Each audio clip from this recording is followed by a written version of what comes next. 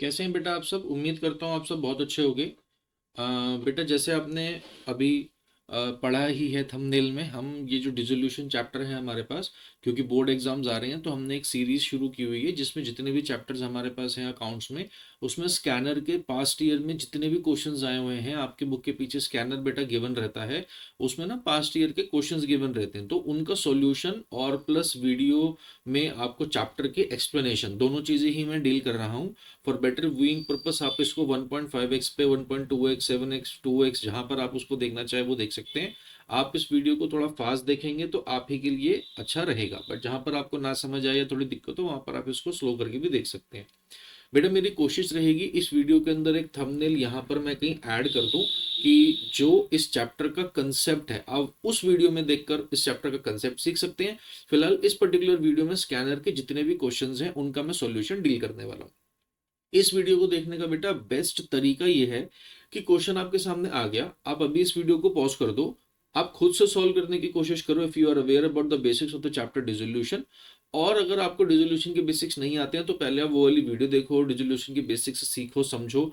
उसके साथ भी एक एडजस्टेंट आपको क्वेश्चन सॉल्विंग की वीडियो मिल जाएगी, उसमें जो क्वेश्चंस हैं वो सैंपल पेपर में से हैं, ये जो क्वेश्चंस हैं ये स्कैनर के हैं। तो आई बिलीव इन तीन वीडियोस के बेसिस पर, पहला जिसमें मैं कंसेप्ट सिखा रहा हूं, दूसरा जिसमें सैंपल पेपर में से क्वेश्चन है, तीसरा जिसमें स्कैनर में से क्वेश्चन है, तो इन तीन वीडियो के बेसिस पे बेटा आपका रिजोल्यूशन का पूरा पूरा चैप्टर दी एंड समाप्त हो सकता है। अब ये आपके ऊपर डिपेंडेंट है कि आप इन वीडियो को कितने अच्छे तरीके से देखते हैं। ठीक है, तो आओ without wasting much of time let's get started मेरे बच्चे। पहला क्वेश्चन मेरे सामने है, मैं इसको डील करना शुरू करता हूं। देखिए क्वेश्चन बेटा मेरे से कहता है, द फर्म ऑफ आर के and S was dissolved on 31st March 2019, pass necessary journal entries for the following after various assets other than cash and bank and the third party liability have been transferred to realization। बेटा ध्यान रखने वाली बात यह है कि question मेरे को यहाँ पे साफ साफ बता रहा है कि ये सारी चीजें ऑलरेडी रियलाइजेशन में ट्रांसफर हो चुकी हैं। तो बेटा अगर ये सारी चीजें पहले से ही रियलाइजेशन में ट्रांसफर हो गई हैं तो मेरे को ट्रांसफर एंट्रीज इस क्वेश्चन में नहीं करनी है। सीधा सीधा वो कहता है के एग्रीड टू पे ऑफ हिज वाइफ्स लोन। के एक पार्टनर है, उसने कहा मैं अपनी बीवी का लोन सेट ऑफ कर दूंगा। तो बेटा इसका मतलब ये नहीं है कि अब मैंने के को पैसे नहीं देने। देखो इस चैप्टर के अंदर जैसे आपने बेसिक में सीखा ही है कि सारी एंट्रीज जो हैं वो रियलाइजेशन अकाउंट के थ्रू डील होती है, 90% ऑफ द एंट्रीज। ठीक है, अब यहां पर हुआ क्या, के एक पार्टनर, उस पार्टनर ने कहा कि मैं अपनी बीवी का लोन खुद हैंडल कर लूंगा। तो बेटा हमारे लिए एक लाइबिलिटी कम हो गई है, मगर हमारे लिए पार्टनर के प्रति वाली लाइबिलिटी बढ़ गई है। देखो इसकी जो जर्नल एंट्री जाएगी बच्चों कुछ इस तरीके से जाएगी कि जी realisation account debit, realisation account debit to K's capital, क्योंकि मैंने अपने पार्टनर को पैसे देने हैं 6,000 रुपए, क्योंकि उसने मेरे पॉइंट ऑफ व्यू से एक लाइबिलिटी की पेमेंट कर दी है तो मैंने उसे पैसे देने हैं। ठीक है, मैं आपको इसका लॉजिक भी एक्सप्लेन करने की कोशिश करता हूं। देखिए अंदर रियलाइजेशन डेबिट क्यों हुआ, क्योंकि बेटा एक लाइबिलिटी की पेमेंट हो रही है। जब एक लाइबिलिटी की पेमेंट हो रही है तो वो लाइबिलिटी का बैलेंस हो रहा है कम, है ना। लाइबिलिटी का बैलेंस होता है क्रेडिट, उसे कम करने के लिए हम लोग करते हैं debit. But liability already realisation account के अंदर ट्रांसफर हो चुकी है, तो यहां पर हम लाइबिलिटी को क्रेडिट ना को डेबिट ना करके किसे डेबिट कर रहे हैं, रियलाइजेशन अकाउंट को। ये है मेरे बच्चे लॉजिक कि लाइबिलिटी ऑलरेडी रियलाइजेशन अकाउंट में ट्रांसफर हो चुकी है, तो आप लाइबिलिटी को डेबिट ना करके रियलाइजेशन को डेबिट करोगे। और पार्टनर कैपिटल क्रेडिट क्यों हो रही है, क्योंकि बेटा हमारी लाइबिलिटी टूवर्ड्स द पार्टनर वो बढ़ रही है। पार्टनर की कैपिटल का बच्चों क्रेडिट बैलेंस होता है और मेरी लाइबिलिटी उसकी तरफ बढ़ रही है, तो क्रेडिट को बढ़ाने के लिए हमने क्रेडिट कर दिया। This is the logic behind the first entry. उम्मीद है आपको समझ आया है, नहीं समझ आया तो बेटा मेरा व्हाट्सएप नंबर नीचे आ रहा है, आप यहीं से स्क्रीनशॉट लो, वॉइस नोट में मेरे से डाउट पूछो, I will give you the reply off the same. Next, total creditors of the firm were 40,000, creditors were 10,000 were given a piece of furniture costing 8,000 in full and final settlement, remaining creditors allowed a discount of 10%। अच्छे से समझो बेटा, ये अच्छा question है, इसी तरीके के पार्ट आपके पेपर में आने के पूरे पूरे चांसेस हैं। Total creditor of the firm were 40,000, बेटा 40,000 रुपए के क्रेडिटर्स थे फर्म के। ओके, अब इनके मैं हिस्से कर रहा हूँ कि मैं कितने हिस्से कर रहा हूँ, दो हिस्से। वो कह रहा है क्रेडिटर्स वर 10,000, 10,000 रुपए के क्रेडिटर की कहानी अलग है और बाकी 30,000 रुपए के क्रेडिटर की कहानी अलग है। 10,000 रुपए के क्रेडिटर वो given a piece of furniture costing 8,000, उन्हें बेटा हमने फर्नीचर दे दिया 8,000 का in full and final settlement. हमने क्रेडिटर को कहा कि भाई साहब तुम्हारे पैसे बन रहे होंगे 10,000, मगर आज हम तुम्हें दे रहे हैं 8,000, और ये जो हम 8,000 दे रहे हैं ये है फुल एंड फाइनल। आज के बाद अपनी शक्ल मत दिखाना, कभी पैसे लेने मांगने आ मत जाना। तो बेटा मुझे अब इस फर्नीचर के अगेंस्ट पैसे मिलने भी नहीं है, और मैंने अब इस क्रेडिटर को पैसे देने भी नहीं है। आप समझो दोनों पर्पस मेरे सॉर्ट हो गए हैं। ना तो मेरे को क्रेडिटर को पैसा देना है, ना ही मुझे फर्नीचर से पैसा लेना है। तो बेटा इस पर्टिकुलर ट्रांजैक्शन की हमारी बुक में एंट्री ही नहीं जाती है। जब एक एसेट और लाइबिलिटी आपस में सेट ऑफ हो जाए तो बेटा इसको हम ऐसे बोल देते हैं प्राइवेट सेटलमेंट, है ना। बारों बार ये काम भैया सेटल हो गया, तो ना तो मुझे फर्नीचर बेच के पैसा आएगा, ना तो मुझे क्रेडिटर को पैसे देने हैं। अब ये जो 30,000 है इसके लिए मैं एंट्री करूंगा। ये 30,000 वाले क्रेडिटर, रिमेनिंग क्रेडिटर के बारे में वो क्या कह रहा है, अलाउड डिस्काउंट ऑफ 10%। कहने का मतलब इन लोगों ने 3,000 कम लेकर, है ना, 10%, 30,000 का कितना होता है 3,000, इन्होंने 3,000 कम लेकर सेटलमेंट कर ली है। इन्होंने कहा ठीक है भाई साहब फर्म बंद हो रही है, नुकसान में जा रही है, आप एक काम करो 10% कम दे दो। हमने कहा बहुत ही बढ़िया, आपको 27,000 रुपए देते हैं और कहानी को रफा दफा करते हैं। तो बेटा यहां पर हमारे पास अगेन अकाउंट जो डेबिट हो रहा है वो हो रहा है realisation account debit to bank. बेटा टू बैंक में क्यों लिख रहा हूं, ये सारी ये जो एंट्री गई है इसके पीछे लॉजिक में फिर से आपको एक बार एक्सप्लेन कर देता हूं। देखें जरा, रेड कलर से लिखने की कोशिश रहेगी बेटा एक्सप्लेनेशंस को।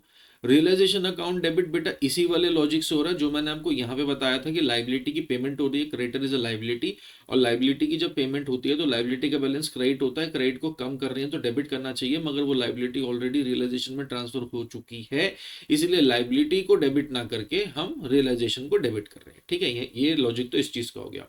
और बैंक बेटा यहाँ पे क्रेडिट इसलिए हो रहा है क्योंकि जो हमारा बैंक बैलेंस होता है वो होता है हमारा एसेट, एसेट का बैलेंस होता है debit, we are paying off, तो डेबिट को कम करेंगे तो हम करेंगे क्रेडिट, क्योंकि हमारा बैंक बैलेंस कम हो जाएगा due to this particular payment. उम्मीद है बेटा आपको समझ आया होगा। ठीक है, अब मैं इसी क्वेश्चन के नेक्स्ट जो पार्ट्स हैं उनके ऊपर चलता हूं। देखिए बेटा, जैसे आप देख पा रहे हैं सीबीएसई सैंपल पेपर 2019 का ये क्वेश्चन है, तो आपके एग्जाम में आने के पूरे पूरे चांसेस बनते हैं।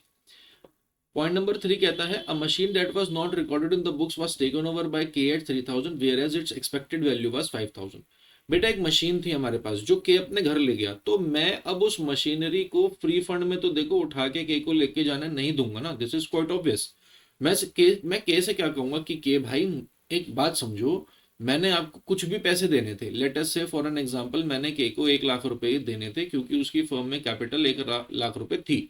अब क्या कह रहा है कि भाई साहब मेरे को ना ये मशीनरी पसंद आ रही है, machine that was not recorded in the books, के कह रहा है कि मेरे को ना ये मशीन देखो बुक्स में रिकॉर्डेड तो नहीं थी मगर मुझे ये अच्छी लग रही है, मैं ये लेके जा रहा हूँ।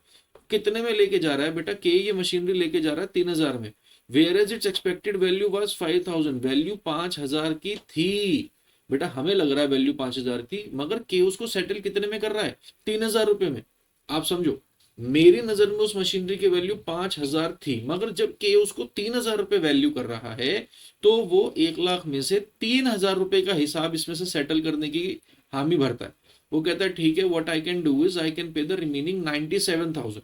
बेटा मैं के से कहने की कोशिश कर रहा था कि के ये मशीनरी जो है 5,000 की है, वो कहने लगा नहीं मेरी नजर में तो 3,000 की है। मैंने कहा ठीक है भाई तू मशीनरी लेके जा, बात खत्म कर।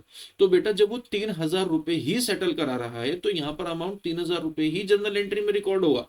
आप इस बात को समझो। आप अपने दिमाग में बेटा एक एग्जांपल लेके चलो, बंद होते हुए बिजनेस के अंदर एक पार्टनर कहने लगा कि यार I am thinking to continue this business on my own. अब ये पार्टनरशिप तो बंद हो रही है बट मैं सोल प्रोप्राइटरशिप में इस बिजनेस को कंटिन्यू रखूंगा। तो पार्टनर्स कहने लगे ठीक है, if you wanted this particular asset you can take, तो भाई ले जाए इस एसेट को। तो एक पार्टनर कह रहा है कि भाई ये 3,000 रुपए वैल्यू है इस मशीनरी की, पूरी फर्म कह रही है कि नहीं भाई 5,000 वैल्यू बनती है। पार्टनर ने कहा भाई सुन, तू तेरे से अगर ये एसेट बिकता है ना तू बेच ले, मुझे नहीं लेके जाना। हमने कहा नहीं नहीं भाई कौन बेचता फिरेगा यार, क्या क्या फायदा, घर का ही बंदा है, 200-500 इधर उधर। एक काम कर मेरे भाई, हमें लग रहा है 5,000, तुझे लग रहा है 3,000, तू 3,000 में ले, कहानी खत्म कर। तो बेटा हम 3,000 रुपए में उस मशीनरी को ट्रेड कर रहे हैं। 1 लाख रुपए की देनदारी हमारी बनती थी। लेट अस से, ये मैंने एग्जांपल लिया, आप कुछ भी एग्जांपल यहाँ पे ले सकते हैं। बेसिकली मुद्दा ये है कि यहाँ पर जो जर्नल एंट्री जानी है वो बेटा ये जानी है, के लेके जा रहा है तो के कैपिटल टू रियलाइजेशन। बेटा ये एंट्री जाएगी यहाँ पर के कैपिटल टू रियलाइजेशन। 3000 से। देखो अब मैं आपको इसका लॉजिक भी भैया एक्सप्लेन कर देता हूँ। सबसे पहली बात, के की कैपिटल यहाँ डेबिट क्यों हुई? क्योंकि बेटा के की कैपिटल हमारे लिए लाइबिलिटी है, लाइबिलिटी का बैलेंस क्रेडिट होता है, हमारी लाइबिलिटी एक तरीके से कम हो रही है ना, क्योंकि वो एसेट लेके जा रहा है। तो we would not be paying him this amount, 3000 rupees का अमाउंट हम हमारी दिनदर में से कम कर देंगे, तो इसलिए ये हो गया डेबिट, ठीक है। और रियलाइजेशन क्रेडिट इसलिए हो रहा है क्योंकि बेटा एक एसेट जा रहा है, जब एसेट जाता है, एसेट का डेबिट बैलेंस होता है, एसेट कम होता है तो उसे क्रेडिट किया जाता है। मगर ये एसेट ऑलरेडी रियलाइजेशन अकाउंट के अंदर रिकॉर्ड हो चुका था, तो क्रेडिट होना था एसेट, मगर क्योंकि एसेट ऑलरेडी रियलाइजेशन में ट्रांसफर हो चुका है तो क्रेडिट होगा रियलाइजेशन, ठीक है। उम्मीद है बेटा आपको बात समझ आई होगी। चलते हैं आगे क्वेश्चन के लास्ट पार्ट पे। क्वेश्चन का लास्ट पार्ट यानी कि फोर्थ पार्ट हमारे से कहता है the firm had a debit balance of 15,000 in P&L account on the date of dissolution. बेटा ये जो P&L के अंदर बैलेंस होता है ये एक्यूमुलेटेड लॉस होता है। इससे पहले मैंने change in profit sharing ratio जो चैप्टर है हमारे पास पार्टनरशिप के अंदर, chapter number 3 as per your book, उसका पूरा डिटेल्ड एक्सप्लेनेशन, सारे स्कैनर के क्वेश्चन सॉल्व करके मैं वीडियो दे चुका हूं। उसमें मैं एक्सप्लेन सब इन एक्यूमुलेटेड प्रॉफिट्स और लॉसेस के ट्रीटमेंट, गुडविल के ट्रीटमेंट को कर चुका हूं, रिवैल्यूएशन अकाउंट को डील कर चुका हूं। अगर आपने वो भी वीडियो नहीं देखी है बेटा, जाके उस वीडियो को जरूर देखें ताकि आपके बेसिक एग्जाम से पहले जरूर पॉलिश हो जाए। आपको वीडियो की लेंथ देख के लग सकता है कि भाई 1 घंटा 24 मिनट की वीडियो है। मेरे भाई 1 घंटा 24 मिनट की वीडियो अगर आपके एग्जाम के पर्पज से आप 1.5x पे देखते हैं, समय कम लगेगा, मेरे साथ बैठ के क्वेश्चंस करते हो, पूरा चैप्टर रिवाइज हो जाएगा, सारे पास्ट ईयर के क्वेश्चंस हो जाएंगे। मैं एक सिंपल सी आज अनाउंसमेंट कर देता हूं कि अगर आप इन वीडियोस को प्रॉपरली देखेंगे, देखो might be some students are sitting behind their mobile screens and believe me उनके हाथ में पेन कॉपी कुछ भी नहीं है। भाई मेरी तो आप लोगों से रिक्वेस्ट है, मेरे हाथ जोड़े, आप बेटा वीडियो को बंद कर दो। अगर आप लोग मेरी मेहनत बेकार करने के लिए यहाँ बैठे हो, अपना टाइम वेस्ट करने के लिए बैठे हो, तो आप बेटा बैठो ही मत, आप बेटा चद्दर तान के सो जाओ, आपसे कुछ नहीं होने वाला लाइफ में। आप बेटा पेपर से पहले अगर अभी भी सीरियस नहीं हो ना, मेरी रिक्वेस्ट है बेटा वीडियो बंद ही कर दो आप। हाँ, अगर कोई बच्चा पेन कॉपी लेके प्रॉपरली बैठा है लैपटॉप स्क्रीन के सामने या टीवी से कनेक्ट करके या मोबाइल पे भी बैठा है, तो उसके कान में ईयरफोन्स लगे हैं, प्रॉपरली वो नोट कर रहा है, side by side video pause कर रहा है, क्वेश्चन सॉल्व कर रहा है, फिर चेक कर रहा है सही है या गलत है, गलत है तो उसकी एक्सप्लेनेशन को समझ रहा है। अगर आप इन वीडियोज को ऐसे देखते हो बेटा, 60+on 80 मैं गारंटी करता हूं आपके कहीं नहीं जाएंगे। आई गारंटी 60+on 80 आपके कहीं नहीं जाएंगे। 20 मार्क्स जो मैं ये काट रहा हूं ना, ये बेटा मैं इसीलिए आपके डिडक्ट करके चल रहा हूं कि हो सकता है कैलकुलेशन मिस्टेक हो जाए, अकाउंट्स का पेपर लेंथ दिया था, हो सकता है छूट जाए, नथिंग एल्स, और कुछ भी नहीं, ठीक है। तो चलो इधर, अब point number 4, the firm had a debit balance of 15,000 in P&L account. P&L में बेटा डेबिट बैलेंस था, यहाँ पर जब कुछ भी मेंशन नहीं होता हम मेथड नंबर 1 लगाते हैं, ना रहेगा बांस ना बजेगी बांसुरी। ये जो चीजें होती हैं ये एक्यूमुलेटेड प्रॉफिट्स और लॉसेस होते हैं, ये रियलाइजेशन अकाउंट में ट्रांसफर नहीं होते, ये डायरेक्टली पार्टनर कैपिटल अकाउंट के अंदर डील होते हैं। अगर हमारे पास P&L अकाउंट के अंदर बेटा डेबिट बैलेंस है तो इसको मैं जब हटाऊंगा तो इसको मैं करूंगा क्रेडिट। क्या करूंगा जी? क्रेडिट करूंगा। देखिए बेटा जर्नल एंट्री क्या रिकॉर्ड होगी, मैं आपको जर्नल एंट्रीज के लिख के दिखाता हूँ। पार्टनर के हमारे पास बेटा जो पार्टनर्स थे वो थे 3, I guess if I am not wrong, let me check. हाँ जी मेरे बच्चे, 3 पार्टनर थे RKS, और उनके बीच का रेशियो हमें गिवन नहीं है। तो हम जब इसको डिस्ट्रीब्यूट करेंगे तो ऐसे करेंगे RKS टू P&L, ठीक है ना। यहाँ पर 15,000 रुपीज का बैलेंस था, रेशियो गिवन नहीं है, तो हम इक्वली बेटा इसको डील करेंगे 5,000 5,000 और 5,000। इसके बीच का लॉजिक भी बेटा मैं आपको क्लियर कर रहा हूँ। ये जो मैं लॉजिक्स बेटा क्लियर कर भाई करता चल रहा हूँ, ये मैं स्टार्टिंग के क्वेश्चंस के अंदर आपके साथ डिस्कस कर रहा हूँ। आगे जब रिपीटेटिव नेचर के क्वेश्चन आएगा तो मैं दोबारा दोबारा नहीं एक्सप्लेन करूंगा। इधर देखें RKS की बेटा जो कैपिटल है वो हमारे लिए लाइबिलिटी है। जब मैं उन्हें लॉस दे रहा हूं तो मेरी लाइबिलिटी उनके प्रति कम हो रही है, इसलिए पार्टनर का अकाउंट हो गया है डेबिट। और P&L एक अपने आप में डेबिट नेचर की चीज है, जब हम इसे कम कर देंगे तो ऑब्वियसली ये क्रेडिट होगा, ये राइट ऑफ हो गया, खत्म हो गया। बेटा this was all about CBSE sample paper 2019, जो 19 एडिशन के अंदर क्वेश्चन आया था, इसके अंदर यही है। Now let us move on to the next question. देखिए मेरे बच्चे, ये है हमारे पास नेक्स्ट क्वेश्चन। नेक्स्ट क्वेश्चन क्या कहता है, ये पहले तो ऑल इंडिया एग्जामिनेशन 2017 के अंदर बेटा आया हुआ क्वेश्चन है, इसलिए इसका डिफिकल्टी का लेवल थोड़ा सा आप मान सकते हैं अबव देन CBSE रहेगा। बट ऐसा नहीं है कि आपके पेपर में क्वेश्चन नहीं आ सकता। You should prepare for the worst. आप बुरे के लिए भैया तैयार रह के चलो। कि कुछ बच्चों का ये कहना है कि सर फिजिक्स का पेपर ना मुश्किल आया है, तो फिजिक्स का पेपर मुश्किल आया तो अकाउंट्स का भी मुश्किल आएगा, कुछ ऐसा बच्चे कह रहे हैं। बेटा देखो, क्वेश्चन पेपर ना बहुत बच्चों को सारे ही मुश्किल लगते हैं। आप उनको स्कूल का प्री बोर्ड दे दो, स्कूल का री बोर्ड दे दो, या टुगेदर का कोई सैम्पल पेपर दे दो, या किसी भी राइटर का ओसवाल का दे दो, उनको ना क्वेश्चन पेपर मुश्किल ही लगता है। क्यों? क्योंकि उन्होंने पढ़ना ही नहीं होता। आप अगर पढ़ के चलेंगे तो आपको पेपर आसान ही लगेगा। बिलीव मी, बहुत आसान पेपर आने वाला है आपका। पढ़ते हैं। क्वेश्चन क्या कहता है? Question number 2, pass necessary journal entries on the dissolution of a partnership firm in the following cases. Journal entry मांग रहा, nothing else. Point number 1, dissolution expenses were 800। तो बेटा अगर डिसोल्यूशन के खर्चे हो गए हैं, तो जैसे हम पहले चैप्टर्स के अंदर change in profit sharing, admission, retirement के अंदर रिवैल्यूएशन अकाउंट के अंदर खर्चा बुक करते थे, यहाँ पर हम रियलाइजेशन अकाउंट के अंदर खर्चा बुक करेंगे। ठीक है? तो हमारा अगर भाई साहब खर्चा हो गया है डिसोल्यूशन एक्सपेंसेस का, तो देखो हम क्या एंट्री भैया करने वाले हैं। Realisation account debit, realisation account debit to bank account. Simple सी बात है कि भाई साहब अगर हमारा खर्चा है 800 रुपए का, तो हमारे पास से पैसे चले जाएंगे और ये खर्चा हमारी किताबों के अंदर डेबिट हो जाएगा। ठीक है? दूसरा पॉइंट बेटा मैं डील करता हूं। देखो क्या कहता है, dissolution expenses 800 were paid by Prabhu partner. बेटा हमारा एक पार्टनर है भाई प्रभु नाम से। प्रभु हमारा पार्टनर बन जाए तो वैसे बहुत अच्छी बात हो जाएगी जीवन में। खैर इधर पढ़ते हैं। अगर dissolution expenses of 8000 were paid by Prabhu का पार्टनर, तो बेटा हमारी लाइबिलिटी खत्म नहीं हो गई है। हमने अब प्रभु को पैसे देने। ठीक है? हमने प्रभु को पैसे देने इन द सेंस पार्टनर से बेटा कभी भी आप जर्नल एंट्री में कैश या बैंक में डीलिंग नहीं करोगे अनलेस अदरवाइज मेंशन। हम पार्टनर से हमेशा बेटा जो हिसाब किताब होता है ना, वो उसके अकाउंट में प्लस या माइनस करते रहते हैं। ये चीज आपने फंडामेंटल्स ऑफ पार्टनरशिप चैप्टर में शायद सीखी होगी। अगर नहीं सीखी है तो रिवाइज कर लो। हम बेटा अगर पार्टनर को वहां पे भी सैलरी देते हैं तो partner capital account debit to cash नहीं करते हैं। हम वहां पर पार्टनर को कैश वैश नहीं देते। हम वहां पर एंट्री करते हैं P&L appropriation account debit to partner capital. हम अपनी लाइबिलिटी टुवर्ड्स पार्टनर बढ़ाते चलते उसे उसके हिसाब में जोड़ते रहते हैं। उसको दिखाते रहते हैं कि देख हमने तेरा इतना पैसा देना है। अब उसका जितना मन होगा वो उतना पैसा विड्रॉ कर सकता है in the form of drawings. बेटा this is how accounts work. हम पार्टनर से सारी बातें कैश में डील नहीं करते हैं। तो सिमिलरली इस क्वेश्चन में भी अगर डिसोल्यूशन एक्सपेंसेस 800 के हैं, तो पहली बात तो मैं रियलाइजेशन अकाउंट डेबिट करूंगा ही करूंगा, क्योंकि मेरा 800 रुपए का खर्चा है। ठीक है जी? रियलाइजेशन भाई अकाउंट डेबिट 800 रुपए से।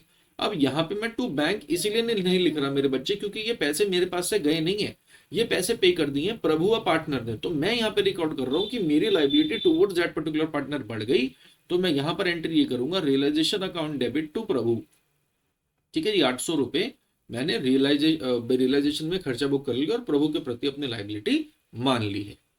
चलो जी, उम्मीद है आपको समझ आया होगा। और बेटा थर्ड पॉइंट के ऊपर हम भाई आगे चलते हैं। थर्ड पॉइंट क्या कह रहा है? थर्ड पॉइंट मेरे बच्चों हमारे से कहता है कि Geeta partner was appointed to look after the dissolution work for which she was allowed a remuneration of 10,000। Geeta agreed to bear the dissolution expenses. Actual dissolution expenses 9,500 were paid by Geeta. देखो बेटा यहाँ पे ना कुछ कंसेप्चुअल बात है जो आप लोगों को समझनी बहुत ज्यादा जरूरी है कि sir Geeta partner was appointed to look after the dissolution work. इस बात का मतलब क्या है और हम उसे अपॉइंट क्यों ही करेंगे? बेटा सुनो, डिसोल्यूशन प्रोसेस को ऐसे नहीं किया जाता कि कि 3 पार्टनर आपस में बैठे और बैठ के डिसोल्यूशन कर दिया। नहीं बेटा, डिसोल्यूशन करने के लिए एक फर्म को बंद करने के लिए कुछ प्रोसेस होता है, लीगल मैंडेट है, कुछ वही स्टेप्स हैं जो आपको फॉलो करने पड़ेंगे। एक कोर्ट का आदमी, लॉ का आदमी, पुलिस का आदमी, कुछ भी आप मान के चलो, वो साथ में बैठा होता है, वो सारी चीजें हैंडल करता है। अब मान लो मैं वो बेटा लॉ का आदमी हूं, जो प्रभु, गीता, जानकी, ये जो कविता, ये शायद पार्टनर्स ही हैं। इन सब पार्टनर्स के बीच में मैं जाके बैठा हूं कि भाई साहब मैं को कोर्ट ने अपॉइंट किया है, मेरे को लॉ ने अपॉइंट किया है, मैं ध्यान रखूंगा इस डिसोल्यूशन के प्रोसेस का। मगर बेटा इस प्रोसेस का ध्यान रखते रखते मुझे मालूम पड़ा कि पार्टनर्स के कुछ ऐसे एसेट्स हैं जो कि असम में है, गुजरात में है, झारखंड में है, कर्नाटका में। तो भाई साहब मैं कहाँ कहाँ भागता फिरूंगा, और वहां पे जाने के बाद एसेट एग्जैक्ट किस लोकेशन पे है, उसकी वैल्यूएशन क्या है, मेरे को अच्छे से ये बातें मालूम नहीं। तो मैंने एक पार्टनर को ही अपॉइंट कर दिया। मेरे को लगा कि हाँ ये बंदा सही है, इसको अपॉइंट कर सकते हैं, जैसे that particular person is honest enough. तो मैंने गीता को कहा, गीता जी मैं आपको पैसे देता हूं कि आप एक काम करो, सारा डिसोल्यूशन का प्रोसेस आप देख लो, और आपको ये पैसे हम दे रहे हैं, आपसे फ्री फंड में काम नहीं कराएंगे, आपको हम देंगे 10,000 रुपए टोटल। 10,000 रुपए टोटल। और देखो क्वेश्चन क्या कह रहा है कि गीता मान भी गई है। ऐसा नहीं कि गीता नहीं मानी। हमने जो गीता को ऑफर दिया था मेरे बच्चों, गीता मान गई है। पढ़े, Geeta a partner was appointed to look after the process और अलाउड अ रेम्युनरेशन ऑफ 10,000 और 10,000 रुपए हमने उसको काम तेरे को देंगे। इसके अलावा गीता ने कहा, Geeta agreed to bear the dissolution expenses. भाई गीता ने कहा कि इसके अलावा सर 10,000 रुपए तो आप मेरे को दे रहे हो, मान के चलो ये जो डिसोल्यूशन का आने जाने का खर्चा होगा, कुछ भी पैसे लगेंगे, वो भी गीता बेटा अपनी जेब से देने के लिए तैयार है। और एक्चुअल हमारे पास खर्चा हुआ कितना, एक्चुअल डिसोल्यूशन एक्सपेंसेस होगा 9,500 और वो गीता ने पे भी कर दिए। तो बेटा सुनो ना, मेरे और गीता में जब एक बात क्लियर हो गई थी कि मैं 10,000 रुपए आपको दूंगा, कोई भी पैसे खर्च होंगे डिसोल्यूशन के खर्चे के वो आप बियर करोगे। अब वो खर्चा 9500 रुपए हुआ या 500 हुआ या 95,000 रुपए हुआ, मुझे कोई मतलब नहीं है। इफ एक कमिटमेंट हो गई है तो उसके बारे में दोबारा सोचने की, रिवीजन की कोई आवश्यकता नहीं है हमें। सर पार्टनर को तो सिर्फ 500 रुपए बचे, मैं कह रहा हूं बेटा पार्टनर की जेब से पैसे लग भी जाते ना तो भी मुझे फर्क नहीं पड़ता। आप समझो बात को। मेरा काम क्या है, मेरा काम पार्टनर का मुनाफा निकालना नहीं है, मेरा काम है अकाउंटिंग करना। हमने पार्टनर को 10,000 रुपए दिए, बात खत्म। तो हम ये एंट्री करेंगे यहाँ पे, realisation to Geeta, realisation to Geeta, कि भाई हमने भाई पार्टनर को 10,000 रुपए दिए कि भाई साहब you can look after the dissolution process. यहाँ पे भाई साहब ने बहन जी हैं, गीता जी आप डिसोल्यूशन प्रोसेस को अब देखते थे, चलो मैंने आपको 10,000 दे दिया, अब इसमें खर्चा होगा जो डिसोल्यूशन को वो आप ही ने देखना, आपने पे कर दिया, बहुत बढ़िया बात है। खर्चा गीता ने पे कर दिया तो बेटा इसीलिए और कोई एंट्री मेरे पास नहीं जाएगी, मैं सिर्फ इसी बात की एंट्री करूंगा कि मैंने गीता को 10,000 रुपए देने हैं। चलो जी आगे चलते हैं। जानकी या partner agree to look after the dissolution work for a commission of 5,000। बेटा वही ऊपर वाली बात है कि जानकी को मैंने 5,000 देने हैं, तो देखो इस बात की मैं एंट्री ये कर सकता हूं कि रियलाइजेशन टू जानकी। आप भी अपने दिमाग में ना थोड़ा थोड़ा पढ़ते चलें, थोड़ा थोड़ा ना अपने दिमाग में एंट्रियां भी भाई बनाते चलें। उम्मीद है ये क्वेश्चन आप पूरा सॉल्व कर लेने के बाद ही मेरा सॉल्यूशन देख रहे हो। आगे चलते हैं। Janaki agreed to bear the dissolution expenses. Janaki ने कहा मैं बियर करूंगी। मैंने कहा बहुत बढ़िया, ये तो पिछले वाले पार्टनर की तरह ही बात हो गई। एक्चुअल डिसोल्यूशन एक्सपेंसेस वर 5,500। बेटा ये बात मैंने आपको ऊपर ही एक्सप्लेन कर दी थी कि जितना मैं सामने वाले से कमिट कर रहा हूं, अगर उससे ज्यादा के भी खर्चे हो जाएंगे तो मुझे कोई फर्क नहीं पड़ता। मगर अब यहाँ क्या लिखा है, were paid by Mohan another partner on behalf of Janaki. अब यहां पर भाई साहब क्या मुद्दा हो गया कि पिछले क्वेश्चन, पिछले पार्ट में और इसमें फर्क क्या था कि वो खर्चा 9500 रुपए का गीता ने कहा था मैं भुगतूंगी, गीता ने ही पैसे दे दिए तो बेटा हमें कोई दिक्कत नहीं है। मगर यहां पर क्या हुआ है, यहां पर कहा था जानकी ने मैं बियर करूंगी, मगर पे कर दिए मोहन ने।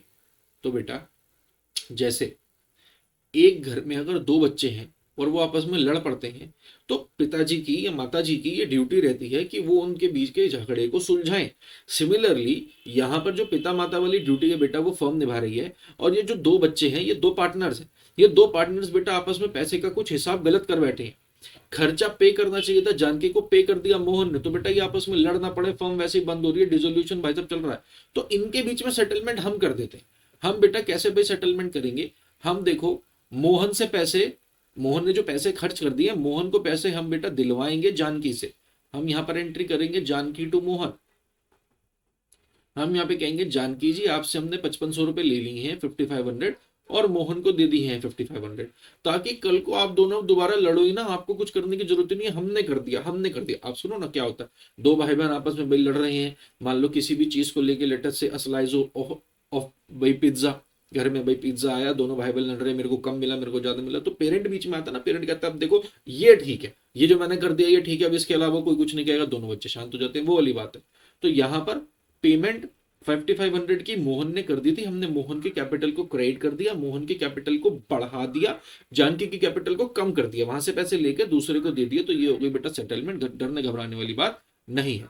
अब आगे चलते हैं भैया हम पॉइंट नंबर 5 में। पॉइंट नंबर 5 बेटा क्या कहता है, a partner Kavita agreed to look after the dissolution process for a commission of 9,000. She also agreed to bear the dissolution expenses. Kavita took over furniture of 9,000 for her commission. Furniture had already been transferred to realization account. बेटा सुनो, इस part को आप deal कैसे करेंगे मैं आपको बताता हूं, पहले समझेंगे उसके बाद ही अब आपको मतलब डेफिनेटली आई एज्यूम कि अगर आपने खुद से सॉल्व करा हुआ तो थोड़ी सी कंफ्यूजन आई होगी, जहां तक मैं एक बच्चे के नॉर्मल टेंडेंसी को समझाऊं। तो देखते हैं, सबसे पहले हमने भाई साहब पार्टनर को एक कमीशन देनी है 9,000 रुपए की, बहुत बढ़िया, उस बात की बेटा एंट्री हम रिकॉर्ड कर लेते हैं। कि जी रियलाइजेशन टू कविता, कि जी हमने कविता को 9,000 रुपए देने हैं क्योंकि she is looking after the dissolution process. अब हुआ क्या, उन्होंने कहा कि कविता 9,000 रुपए का एसेट ले गई अपने कमीशन के अगेंस्ट। तो बेटा अगर एक पार्टनर एसेट लेके चला जाएगा तो क्या एंट्री होगी, कविता टू रियलाइजेशन, हाँ या ना। इसी वीडियो में जब एक पार्टनर एसेट लेके जाता है, वो 3,000 रुपए की वैल्यू वाली चीज थी, वो मैंने आपको समझा दी थी। तो ये वाली एंट्री भी आपको क्लियर है क्योंकि हमने पैसे देने हैं, और ये वाली भी आपको एंट्री बेटा क्लियर होनी चाहिए क्योंकि पार्टनर घर पर एसेट ले गया। अब आप एक बात को समझो, वो कहता वो furniture had already been transfer to realisation. इस लाइन का रियलिटी में कोई बेटा इम्पैक्ट है ही नहीं। ये लाइन लिखते क्वेश्चन सेटर या ना लिखते सॉल्यूशन सेम ही था। This line has no impact on our solution, आप ये मान के चले, ठीक है। अब आप ये देखो कि हुआ क्या है, हमने पार्टनर को 9,000 रुपए देने का वादा करा इन द फॉर्म ऑफ कमीशन, और वो कमीशन के अगेंस्ट एसेट ले गए। तो नेट इफेक्ट समझो, थोड़ी सी अकाउंटेंसी की भाषा में, रियलाइजेशन डेबिट क्रेडिट, रियलाइजेशन से realisation set off amount same है, पार्टनर का capital debit credit amount same है, सेट ऑफ। आप अगर इसकी जगह पेपर में नो एंट्री भी लिख आते तो भी मेरे बच्चे कोई दिक्कत परेशानी वाली बात नहीं है। आप या तो ये एंट्री कराओ पेपर में या नो एंट्री लिखाओ, दोनों ही बात वैलिड है। समझना मेरी बात, दोनों ही बात वैलिड है। It hardly makes any sort of difference. आप या तो ये पूरी एंट्री करो कि मैंने रियलाइजेशन टू कविता मतलब इसको पैसे देने हैं और ये बदले में फर्नीचर लेके जा रही है, नरेशन में आप लिखें, या फिर आप नो एंट्री करें, इससे कुछ खास फर्क नहीं पड़ता है। ये था बेटा इस पार्ट का सॉल्यूशन। अब मैं इस क्वेश्चन के लास्ट पार्ट की ओर बढ़ता हूं। क्वेश्चन का लास्ट पार्ट क्या कहता है भाई साहब, क्वेश्चन का लास्ट पार्ट कहता है पॉइंट नंबर 6 कि जी a debtor Ravindra for 19,000 agreed to pay dissolution expenses which were 18,000 in full settlement office that. बेटा एक डेटर था रविंद्र, ठीक है, 19,000 का। उसने कहा कि भैया मैं खर्चे मीट आउट कर दूंगा 18,000 के in full settlement of his debt. बेटा हम भी मान गए, देखो डेटर क्या है ना, डेटर से हमें पैसे आने, डेटर से हमें पैसे आने, और यहां पर हमने डिसोल्यूशन के एक्सपेंसेस को मीट आउट करना है। तो बेटा ये अब यहां पर सेम ये क्या बात हो गई है, एक एसेट और एक लाइबिलिटी आपस में हो गए सेट ऑफ, आपस में क्या हो गए सेट ऑफ, और वो भी फुल सेटलमेंट, ना कुछ पैसा देना ना कुछ पैसा लेना। तो बेटा इस पार्ट में भी हमारे पास क्या एंट्री जाएगी, नो एंट्री जाएगी। उम्मीद है बेटा ये दोनों क्वेश्चंस आपको समझ आए। If any doubt take screenshot, send voice note, आप पढ़ें और आगे बढ़ते रहें। नेक्स्ट क्वेश्चन की ओर आते हैं, देखें। ये देखिए बेटा, ये रहा हमारे सामने नेक्स्ट क्वेश्चन। नेक्स्ट क्वेश्चन क्या कहता है, Ravi and Mukesh were partners in the firm sharing profits and losses equally. On 31st March 2019, the firm was dissolved. On the date of dissolution, their balance sheet showed stock of 60,000 and creditors of 70,000. After transferring stock and creditors to realization, the account of after transferring stock and creditors to realization account, the following transactions took place. क्या हुआ मेरे बच्चे फिर, Ravi took over 40% of total stock at 20% discount. समझो मेरे बच्चे, question कहता है इन दोनों ही चीजों को, स्टॉक को और क्रेडिटर को हम रियलाइजेशन में ट्रांसफर कर चुके हैं, मतलब ट्रांसफर एंट्रीज वो हमारे से नहीं मांग रहा है, पहली बात। दूसरी बात, अगर क्वेश्चन ने हमारे को इनका अमाउंट स्टार्टिंग का बताया है जो डिफरेंट है ना, मतलब पहले के दोनों क्वेश्चंस में ऐसा नहीं था मगर यहाँ बताया, तो डेफिनेटली बेटा उसको कुछ रीजन है। तो मैं ना यहाँ लिख लेता हूँ कि देखो मेरे पास वर्किंग नोट के अंदर कि मेरे पास स्टॉक और क्रेडिटर कितने कितने का है और उससे क्या इंफॉर्मेशन निकल कर आ रही है। मैं ना थोड़ा मार्क भी करता चलता हूँ बेटा, आप भी अपने माइंड में ये लिखकर इसको ऐसे ही करें। Ravi took over 40% of the stock. देखो स्टॉक था मेरे पास टोटलिटी के अंदर 60,000 रुपीज का, और उसका 40% हिस्सा है ना, 6 for the 24, मतलब 40% हिस्सा जिसकी वैल्यू थी 24,000, वो कितने में ले गया, 20% डिस्काउंट में। मतलब इसके अंदर से भी वो मेरे को 20% पे नहीं कर रहा मेरे बच्चे, मतलब 80% पे कर रहा। पहले आप इस बात को समझो, क्वेश्चन को दोबारा पढ़ लो, नहीं समझ आया मुझसे पूछ लो। देखो हुआ क्या कि भाई साहब रवि टुक ओवर, रवि अपने घर ले गया, क्या घर ले गया, रवि घर ले गया 40% ऑफ द स्टॉक, वो स्टॉक जिसकी वैल्यू थी भाई 40,000, 40% है ना, मतलब 60,000 के स्टॉक का 40%, वो स्टॉक जिसकी वैल्यू 24,000 थी वो ले गया 20% कम में। मतलब 80% में ले गया। तो आप देख सकते हैं 19,200 रुपए में लेके गया बेटा, ठीक है। कितने में लेके गया? 19,200 रुपए में। ये है स्टॉक का पहला हिस्सा।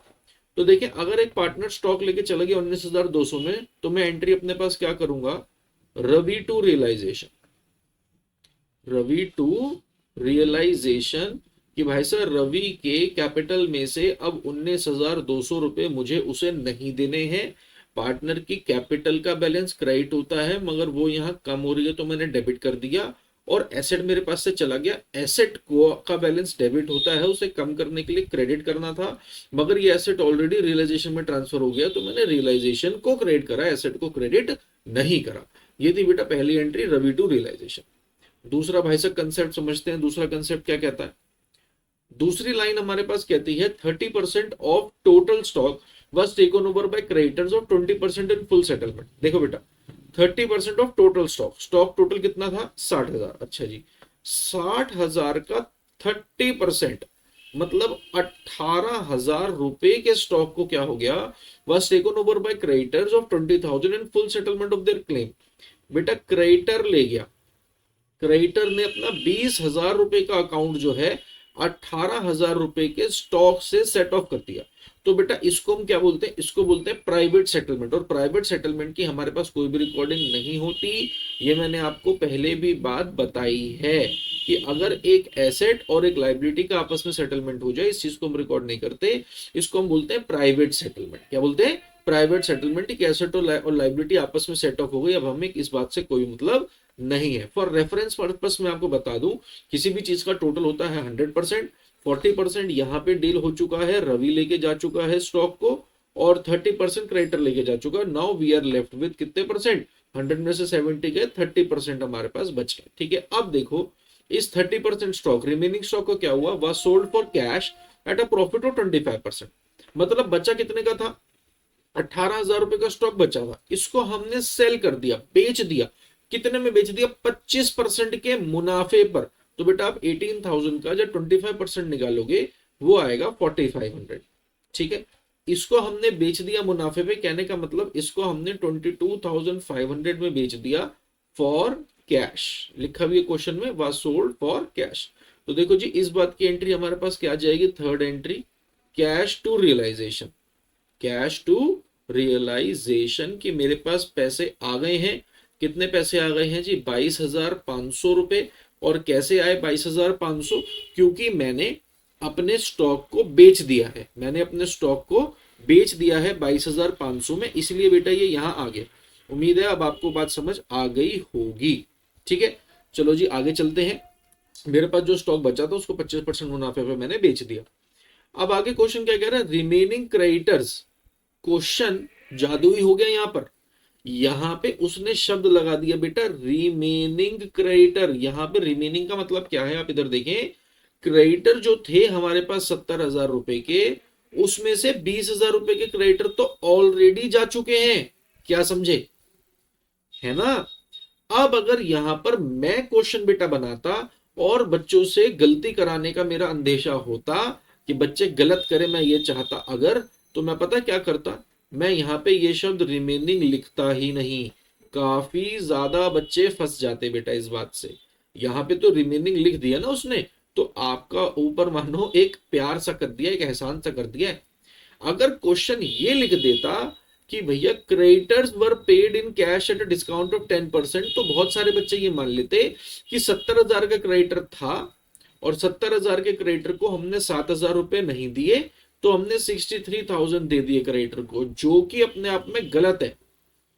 एक शब्द रिमेनिंग लिखने से बेटा उसने आपकी बहुत ज्यादा हेल्प कर दी है। कैसे हेल्प कर दी आप इस बात को समझो। यहां पे जब उसने लिखा रिमेनिंग क्रेडिटर, तो आपको तुरंत पता पड़ गया कि क्या पहले भी क्रेडिटर डील हुए हैं? The answer is yes. 70,000 के क्रेडिटर में से 20,000 रुपए के बेटा क्रेडिटर तो पहले ही डील हो चुके हैं, ये स्टॉक लेके जा चुके हैं, ठीक है।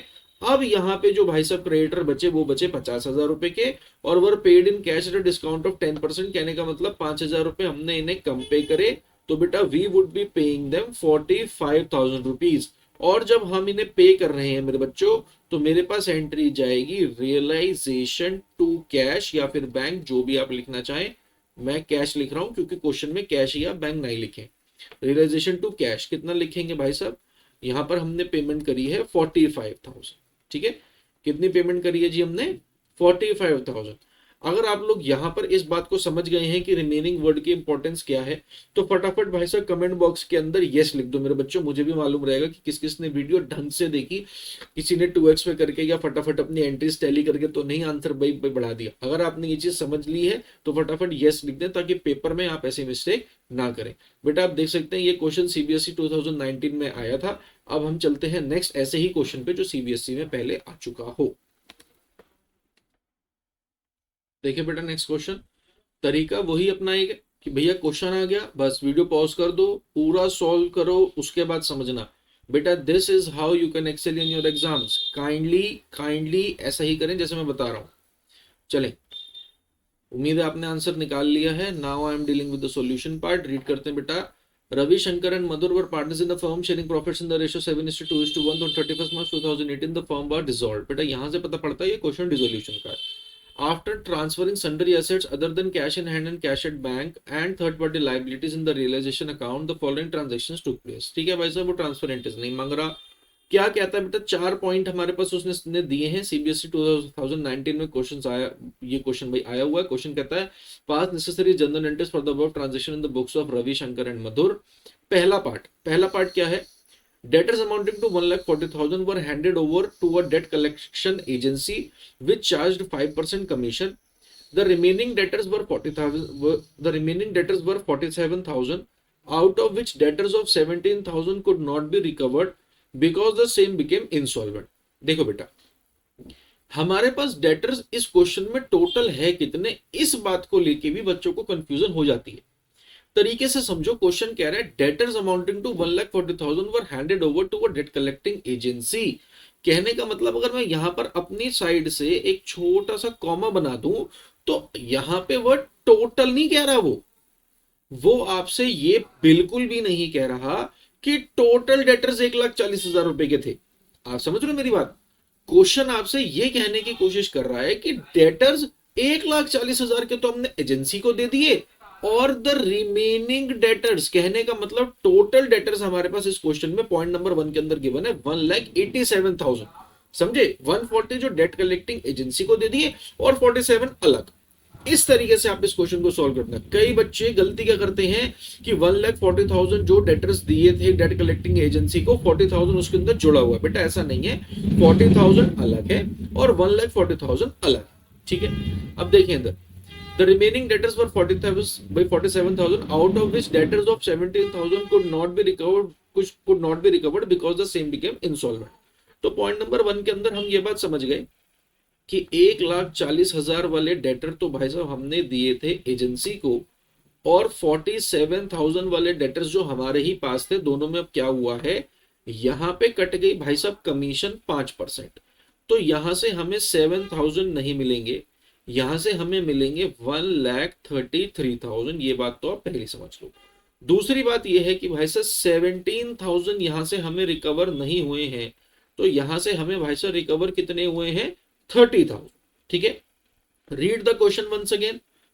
डेट कलेक्टिंग एजेंसी 1,40,000 के डेटर दिए, उन्हें कहा 5% कमीशन तुम रख लेना, तो 1,40,000 का 5% होता है 7,000 वो रख लेंगे, तो हमें मिलेंगे 133 प्लस रिमेनिंग डेटर थे 47,000 के, जिसमें से 17,000 रिकवर नहीं हो पाए। इसका मतलब क्या है कि 17,000 रिकवर हो गए। तो टोटल बेटा इस पर्टिकुलर पार्ट के अंदर हमें 1,63,000 डेटर से अमाउंट मिला है, जिसकी मैं जर्नल एंट्री अपनी किताबों के अंदर ये करूंगा जी, bank to realisation. I hope कि अब ये डेबिट क्रेडिट क्यों हो रहे हैं ये बातें आपको क्लियर हो गई हैं। अभी भी ना हुई हो तो कोई दिक्कत नहीं मेरे बच्चे, व्हाट्सएप करो, डाउट पूछो। This was the first entry हमारे पास। अब मैं आगे चलता हूं, नेक्स्ट एंट्री हमारे पास क्या कहती है। नेक्स्ट एंट्री कहती है creditors amounting to 5,000 were paid 35,100 in full settlement. Creditor जो 5,000 के थे उनको हमने 3,500 तो दे दिए फुल सेटलमेंट में of their claim, and balance creditors were handed over stock of 90,000 in full settlement of their claim of 95,000। सुनो भाई साहब, यहां पर दो बातें। क्रेडिटर 5,000 वाले क्रेडिटर को हमने भाई साहब पैसे कितने दिए, 3500, और हमने कहा फुल सेटलमेंट हो गई, फर्म बंद हो रही है और पैसे नहीं मिलेंगे, बातचीत खत्म। And balance creditors were handed over stock of 95,000, इनको हमने यहां पे तो दिया है कैश और यहां पे दिया 90,000 रुपए का स्टॉक, मगर कितने के क्रेडिटर को in settlement of their claim of 95,000, ये है बेटा क्वेश्चन। उम्मीद है आपको समझ आ गया होगा। इंग्लिश पढ़ो बेटा। Creditors amounting to 5,000 were paid 3,500 in full settlement of their claim. 5,000 वालों को 3,500 दिए। ये है पहला पार्ट इस क्वेश्चन का, मतलब ये पॉइंट नंबर 2 में एक कहानी। और दूसरी कहानी, and balance creditors were handed over 90,000 in full settlement of their were handed over stock of 90,000 in full settlement of their claim of 95। जिनका क्लेम था 95, इनको हमने 90 का स्टॉक दिया। तो बेटा ये वो, ये बताओ क्या है, बताओ क्या है फटाफट। ये है प्राइवेट सेटलमेंट। एक एसेट और एक लाइबिलिटी आपस में सेट ऑफ हो गए, ये है प्राइवेट सेटलमेंट। इसकी जर्नल एंट्री हम अपनी किताबों में रिकॉर्ड नहीं करते हैं। यहां पर जब हमने 3500 बेटा क्रेडिटर को पे करे, इस बात की एंट्री जरूर रिकॉर्ड होगी कि जी रियलाइजेशन टू कैश कि हमने 3500 पे करे हैं। I hope beta you guys are smart enough to understand that this is required to be done in the proper journal format, paper के अंदर with narrations, है ना। वो इतना तो आप कर लोगे, ये मुझे उम्मीद है आपसे। चलिए third point, a bill receivable for 2,000 discounted with the bank was dishonored by its acceptor and the same had to be met by the firm। ऐसी एंट्री जो पेपर में आ रही है आज भी, आई डोंट नो व्हाई। जब 11th के course में से बिल्स ऑफ एक्सचेंज हटा दिया गया बेटा, एक चैप्टर शायद आप लोगों ने पढ़ा नहीं पढ़ा, 99% तो यही है कि आप लोगों ने नहीं पढ़ा होगा bills of exchange chapter class 11th में। बट फिर भी ये एंट्री घूम घूम के बेटा 12th में आ रही है। और ये तो 2019 का एग्जाम है, बट हाँ जो सैंपल पेपर देखे जा रहे हैं उसमें भी ये एंट्री है, अभी भी टीएस ग्रेवल बुक के अंदर छपी हुई entry.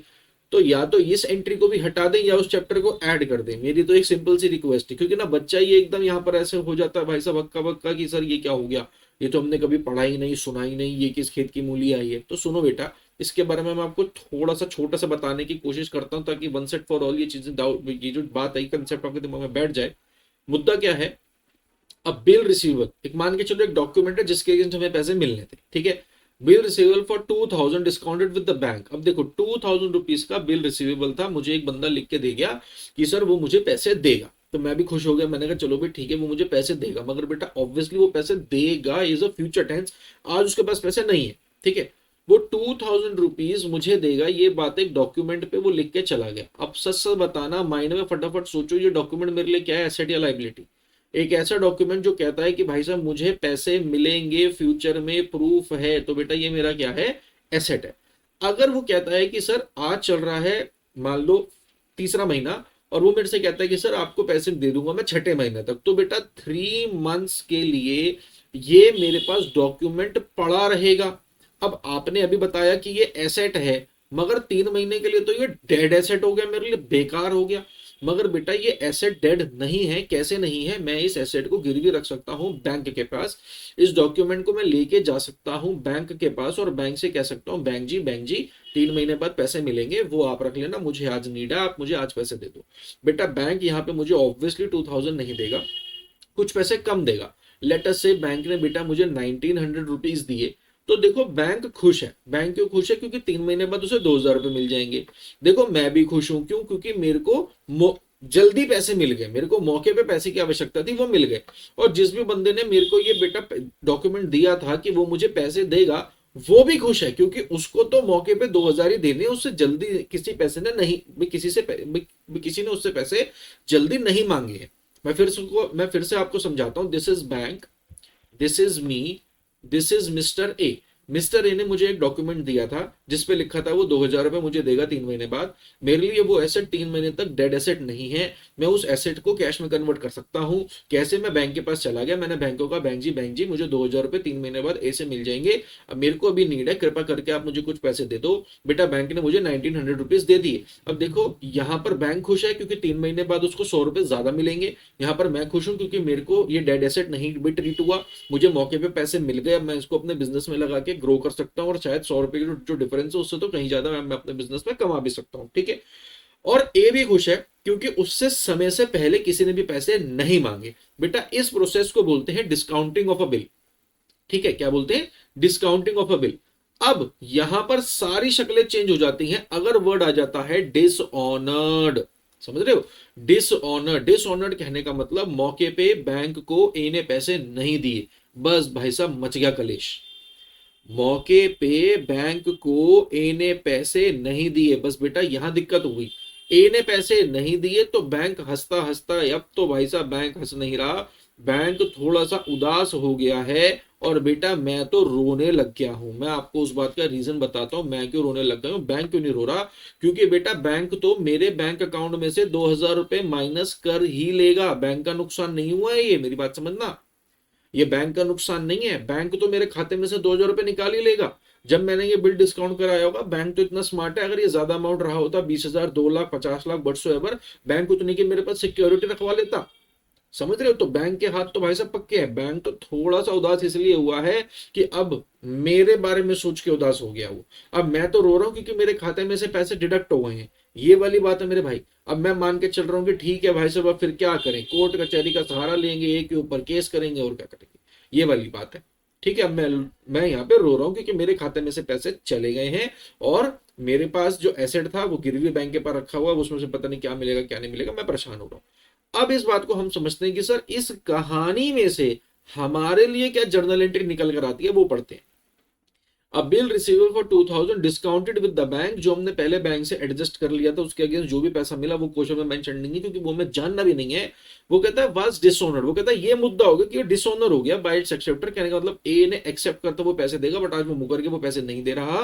And the same hand and the same hand to be met, hand नहीं है, and the same had to be met by the firm.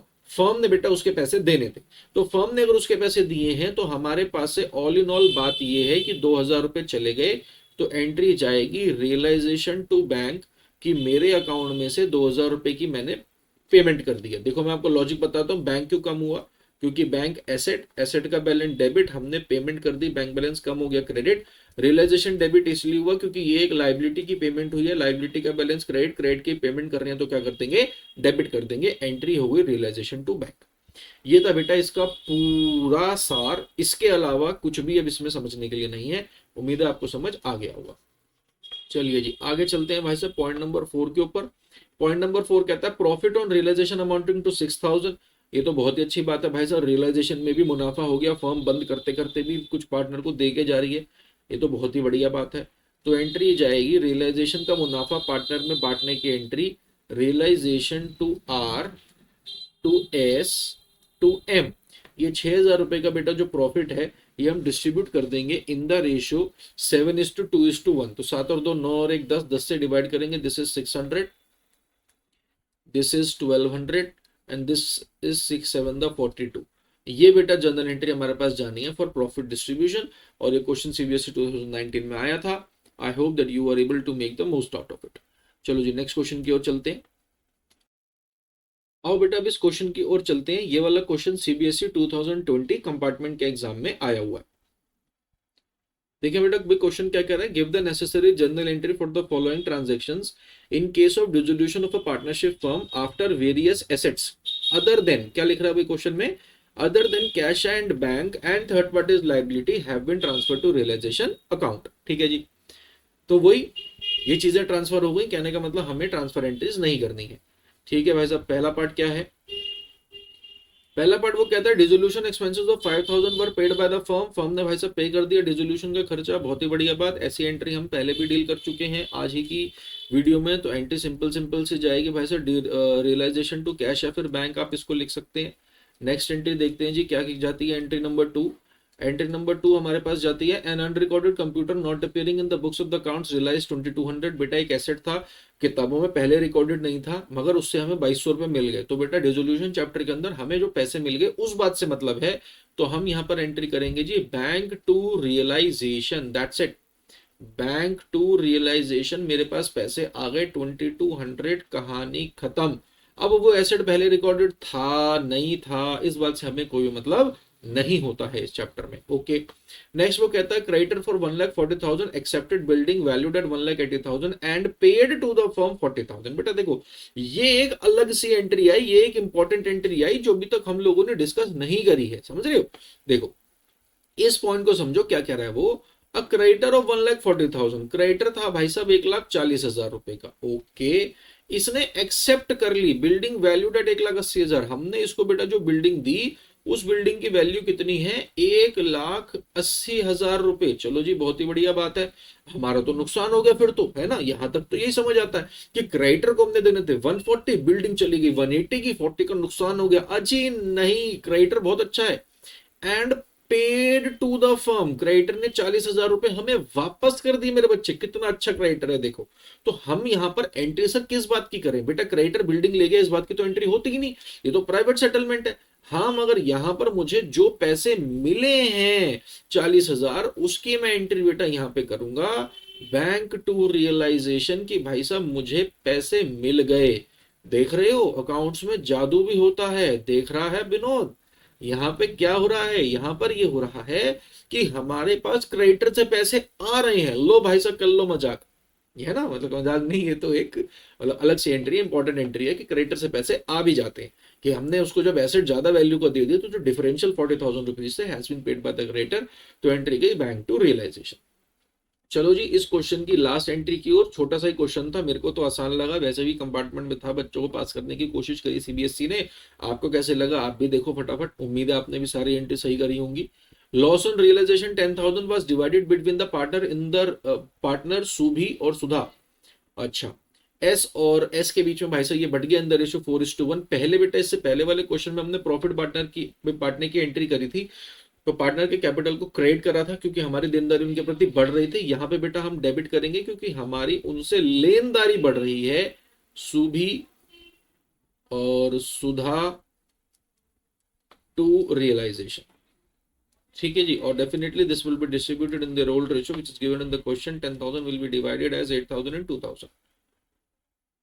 ठीक, तो ये थे बेटा इसकी चारों entries. Without wasting much of time next question की ओर चलते हैं। आओ देखिए बेटा, नेक्स्ट क्वेश्चन जो हमारे पास है वो सीबीएसई 2019 में आया हुआ है। अब कुछ बच्चे कह सकते हैं सर अभी तो वो क्वेश्चन किया था जो सीबीएसई 2019 में आया था, तो बेटा सेट का डिफरेंस होता है, उस वजह से है ही। पढ़ते हैं, Ankit Bobby Kartik were partners in a firm sharing profits and loss in the ratio 4:3:3। The firm was dissolved on 31st March 2018। Pass the necessary journal entry for the following transactions after various एक्सेस other than cash in bank and third party liabilities had been transferred to realisation account. तो simple सी बात है, वही भाई साहब हमने जो ट्रांसफर एंट्रीज है वो नहीं करनी है। पहली एंट्री क्या कहती है, the firm had a stock of 80,000। Ankit took 50% of the stock at a discount of 20% while the remaining stock was sold at a profit of 30% on cost। अच्छा क्वेश्चन है, देखिए भाई साहब, स्टॉक हमारे पास कितने का था मेरे बच्चों, स्टॉक था 80,000 रुपीज का। उसके इन्होंने कुछ फ्रेगमेंट्स, कुछ टुकड़े भाई बनाए हैं कि अंकित लेके चला गया 50% ऑफ द स्टॉक। अगर हम 50% की बात करें बेटा अमाउंट में, दैट इज 40,000 रुपीज के स्टॉक को अंकित लेके गया है 20% के डिस्काउंट पे। तो बेटा अगर मैं 20% डिस्काउंट यहाँ पे कैलकुलेट करता हूं, वो आता है 8,000 रुपए। मतलब अंकित 32,000 रुपीज में 40,000 रुपीज का स्टॉक ले गया। We would be recording 32,000। ये बात मैं आपको पहले भी समझा चुका हूं कि जितने में वो एसेट लेके जाता है हम वो रिकॉर्ड करते हैं, जितने का एसेट लेके जाता है उससे हमें मतलब नहीं होता।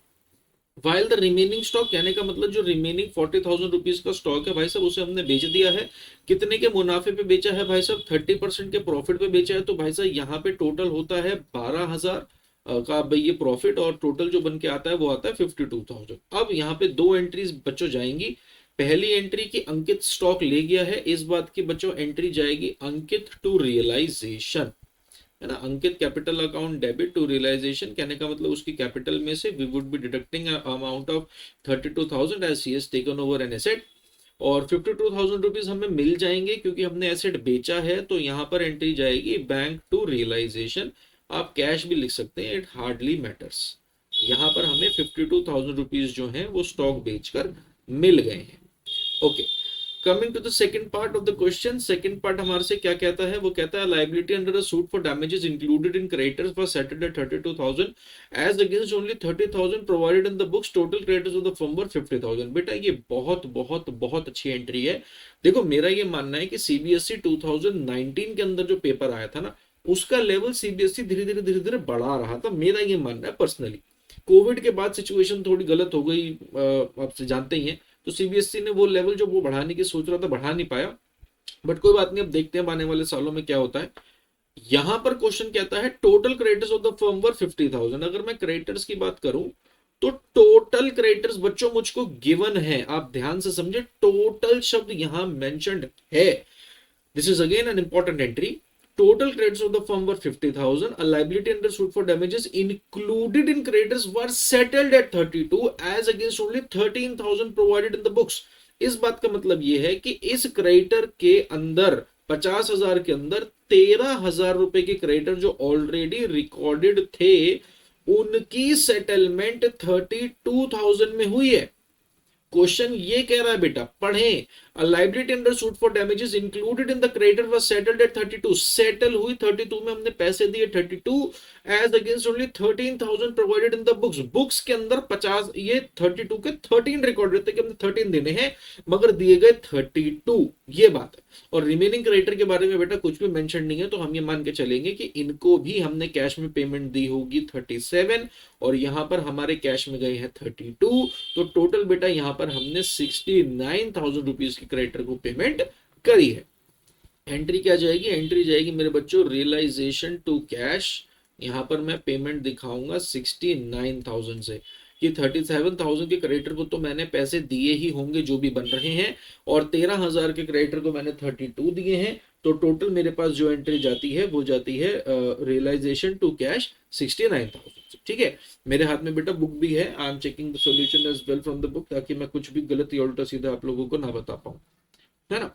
चलो जी, अब आगे चलते हैं। यहाँ पर इससे पहली वाली एंट्री भी हमारी सही है, हाँ हाँ सही है, ठीक है। आगे चलते हैं, ये दो एंट्रीज बेटा हमने कर ली है, तीसरी एंट्री की ओर आते हैं। तीसरी एंट्री मुझको क्या कह रही है, तीसरी एंट्री कह रही है Bobby's sisters loan of 20,000 was paid of along with interest of 2,000। Bobby की बहन, मतलब जो पार्टनर है उसकी बहन ने हमें लोन दे रखा होगा, तो वो रियलाइजेशन में ट्रांसफर होता है। ध्यान रखेंगे, पार्टनर का लोन रियलाइजेशन में ट्रांसफर नहीं होता, पार्टनर के रिश्तेदार, बीवी या हस्बैंड या बहन या ब्रदर, उन सबका लोन ट्रांसफर होता है। तो हमने उसकी पेमेंट करी है बच्चों, तो यहाँ पर एंट्री जाएगी रियलाइजेशन अकाउंट डेबिट। हमने पेमेंट कर दी है realisation account debit to cash, या फिर बैंक हम कुछ भी लिख सकते हैं, मैं कैश लिख देता हूं। और हमने पेमेंट कितने कर रही है 20 और 2,000 रुपए इंटरेस्ट के, तो टोटल बेटा पेमेंट हुई है 22,000। इंटरेस्ट को अलग से डेबिट क्रेडिट करने की कोई भी आवश्यकता नहीं है। नेक्स्ट देखते हैं कार्तिक लोन। मैंने बेटा अभी आपको बताया भी था, पार्टनर का लोन रियलाइजेशन में ट्रांसफर नहीं होता है। कार्तिक के लोन की अगर पेमेंट हुई है 12,500, तो जरा ध्यान से देखना इस एंट्री को। Again this is an important entry, मैंने बोला ही है सीबीएसई 2019 का पेपर एक अच्छे लेवल का पेपर था। तो यहां पर अगर कार्तिक के लोन की बेटा 12,000 से हमने पेमेंट करी है, तो एक एंट्री तो मैं ये करूंगा, देखो कार्तिक लोन अकाउंट डेबिट कीजिए। कार्तिक के लोन जो 12,000 का था, आज उसकी पेमेंट के बारे में बात हो रही है, वो खत्म हो रहा है, लोन क्रेडिट होता है, इसकी पेमेंट हो रही है मेरे बच्चों, तो ये डेबिट होगा। उम्मीद है आपको बात समझ आई होगी। और अगर यहाँ पे मैं पेमेंट कर रहा हूं कितनी 12,500, तो मैं क्या लिखूंगा, टू कैश लिखूंगा 12,500। मगर आप देख सकते हैं मेरे भाई, यहाँ पर अभी डेबिट इक्वल टू क्रेडिट नहीं हो रहा है ना, डेबिट इक्वल टू क्रेडिट नहीं हो रहा है। तो डेबिट इक्वल टू क्रेडिट करने के लिए यहाँ पर भाई रियलाइजेशन अकाउंट भी खोला जाएगा। डेबिट में जो बैलेंस बच रहा है 500 रुपए, वो रियलाइजेशन में ट्रांसफर किया जाएगा। अब यही मान के चलो, अगर 12,000 की लाइबिलिटी के अगेंस्ट 12,500 ज्यादा पैसे पे होंगे, तो ये जो 500 रुपए का नुकसान है, ये हमने रियलाइजेशन के डेबिट पे ट्रांसफर करना ही करना है। ठीक है, तो this was all about this particular question बच्चों। उम्मीद है आपको समझ आया है। Now let us move on to the next part. देखिए मेरे भाई, नेक्स्ट क्वेश्चन हमारे पास आ चुका है, which is question number 7 in the scanner. I hope you are able to see the question as well. Question बेटा हमारे से क्या कहता है, Niyati, Kartik and Ritik were partners in a firm sharing profits and loss in the ratio 5:3:2। अब वही है, वही बेसिक सी वो ऊपर बात कर रहा है कि हमें रियलाइजेशन के अंदर ट्रांसफर की एंट्रीज नहीं करनी है। शुरू करते हैं बेटा पॉइंट नंबर 1 से। 5:3:2 का हमें रेशियो गिवन है, दिमाग में रखेंगे। पॉइंट नंबर 1 कहता है हमारे पास an unrecorded liability of the firm of 45,000 was paid by Niyati. Niyati ने बेटा पैसे दे दिए हैं और लायबिलिटी की पेमेंट हो गई है। डेबिट लायबिलिटी को करना चाहिए था, मगर लायबिलिटी रियलाइजेशन में ट्रांसफर्ड है तो एंट्री जाएगी रियलाइजेशन टू नियति कि हमने नियति को पैसे देने हैं। कितने पैसे देने हैं मेरे भाई? 45,000 रुपीज देने हैं जी नियति को, इस बात की ये एंट्री जाएगी। सेकंड पॉइंट वो कहता है creditors to whom 67,000 were due to be paid accepted furniture and 35,000 and the balance was paid to them in cash. Creditor थे जी 67,000 रुपीज के, अगर वो फर्नीचर लेके चले गए हैं 35,000 रुपीज का, तो अब मेरी लाइबिलिटी उनके प्रति मात्र और मात्र 32,000 रुपए की बनती है। जब वो एसेट लेके चले जाएंगे ये कहलाती है प्राइवेट सेटलमेंट, इसकी एंट्री रिकॉर्ड नहीं होगी। जो हम उन्हें पैसे दे रहे हैं उसकी एंट्री जरूर रिकॉर्ड होगी। एंट्री जाएगी realisation to cash 32,000. I hope you are solving the question first and then only looking at the solution in order to understand the same. इससे ही एफिशिएंसी बढ़ेगी और इसी वीडियो से आपका रिजोल्यूशन पूरा खत्म हो जाएगा। Next, Kartik had given a loan of 18,000 to the firm which was paid to him. Kartik बेटा पार्टनर है, पार्टनर का लोन रियलाइजेशन में ट्रांसफर नहीं होता है, इसलिए इस एंट्री को मैं रियलाइजेशन से डील ना करके डायरेक्टली कार्तिक के लोन अकाउंट से ही डील करूंगा। मैं ऐसे लिखूंगा जी, कार्तिक लोन अकाउंट जो है वो डेबिट कर देंगे हम, और यहाँ पर हम पैसे दे रहे हैं टू कैश। कार्तिक के लोन का बेटा बैलेंस था 18,000 जो आज हमने पे ऑफ कर दिया है। चलिए जी आगे चलते हैं पॉइंट नंबर 4 की ओर। Stock worth 85,000 was taken over by Hrithik at 72,000। 85,000 का 72,000 में, तो बेटा जितने में लेके जाते हैं वो रिकॉर्ड होता है। ये बात भी मैंने आपको आज की क्लास में ही बताई थी। तो एंट्री यहाँ पे क्या जाएगी जी? एंट्री जाएगी ऋतिक टू रियलाइजेशन। ठीक है जी, तो ऋतिक टू रियलाइजेशन कितने का कितने में गया वो इंपॉर्टेंट है। 72,000 में चला गया है भाई साहब हमारे पास से स्टॉक। पांचवी एंट्री हमारे पास कहती है एक्सपेंसेस और dissolution amounted to 6,000 and were paid by Kartik. खर्चा है तो भाई साहब रियलाइजेशन अकाउंट डेबिट तो होना ही है, और रियलाइजेशन टू कैश हो जाता अगर हम पेमेंट करते। पेमेंट पार्टनर ने करी है तो हम करेंगे रियलाइजेशन टू कार्तिक, क्योंकि अब हमने पार्टनर के पैसे देने हैं।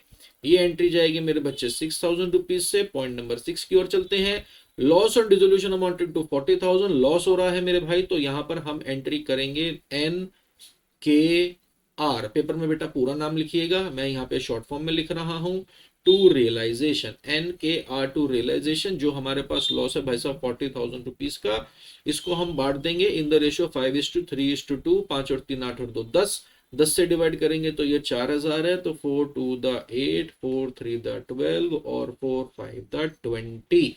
इस तरीके से मेरे भाई ये CBSE 2020 के आए हुए पेपर के अंदर एंट्रीज जानी थी।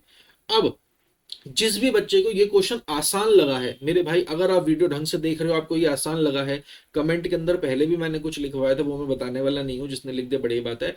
जिसको ये आसान वही लगा है, कृपा करके मेरे भाई मेरी मेहनत का जो रंग है, जो फल है, जो पता पड़े कि हाँ बच्चे वीडियो देख रहे हैं कि नहीं, वो जरूर ऐसे करो तो मेरे को थोड़ी सी ना एक एनकरेजमेंट मिलती है that yes the student is linked with me and he is looking into the video properly. तो कृपा करके जिसको ये आसान लगा है, कृपा करके आप वीडियो के अंदर अपना नाम नीचे कमेंट में जरूर मेंशन करें। ठीक है, तो बेटा this was all about this particular question. CBSE 20 का लेवल आपको उम्मीद है आसान लगा होगा एज कम्पेयर टू CBSE 2019। आओ नेक्स्ट क्वेश्चन की ओर चलते हैं। चलो मेरे बच्चे शुरू करते हैं। जैसे आप देख सकते हैं ये एक फुल फ्लेज्ड क्वेश्चन है और ये CBSE 2016 कंपार्टमेंट में आया हुआ है।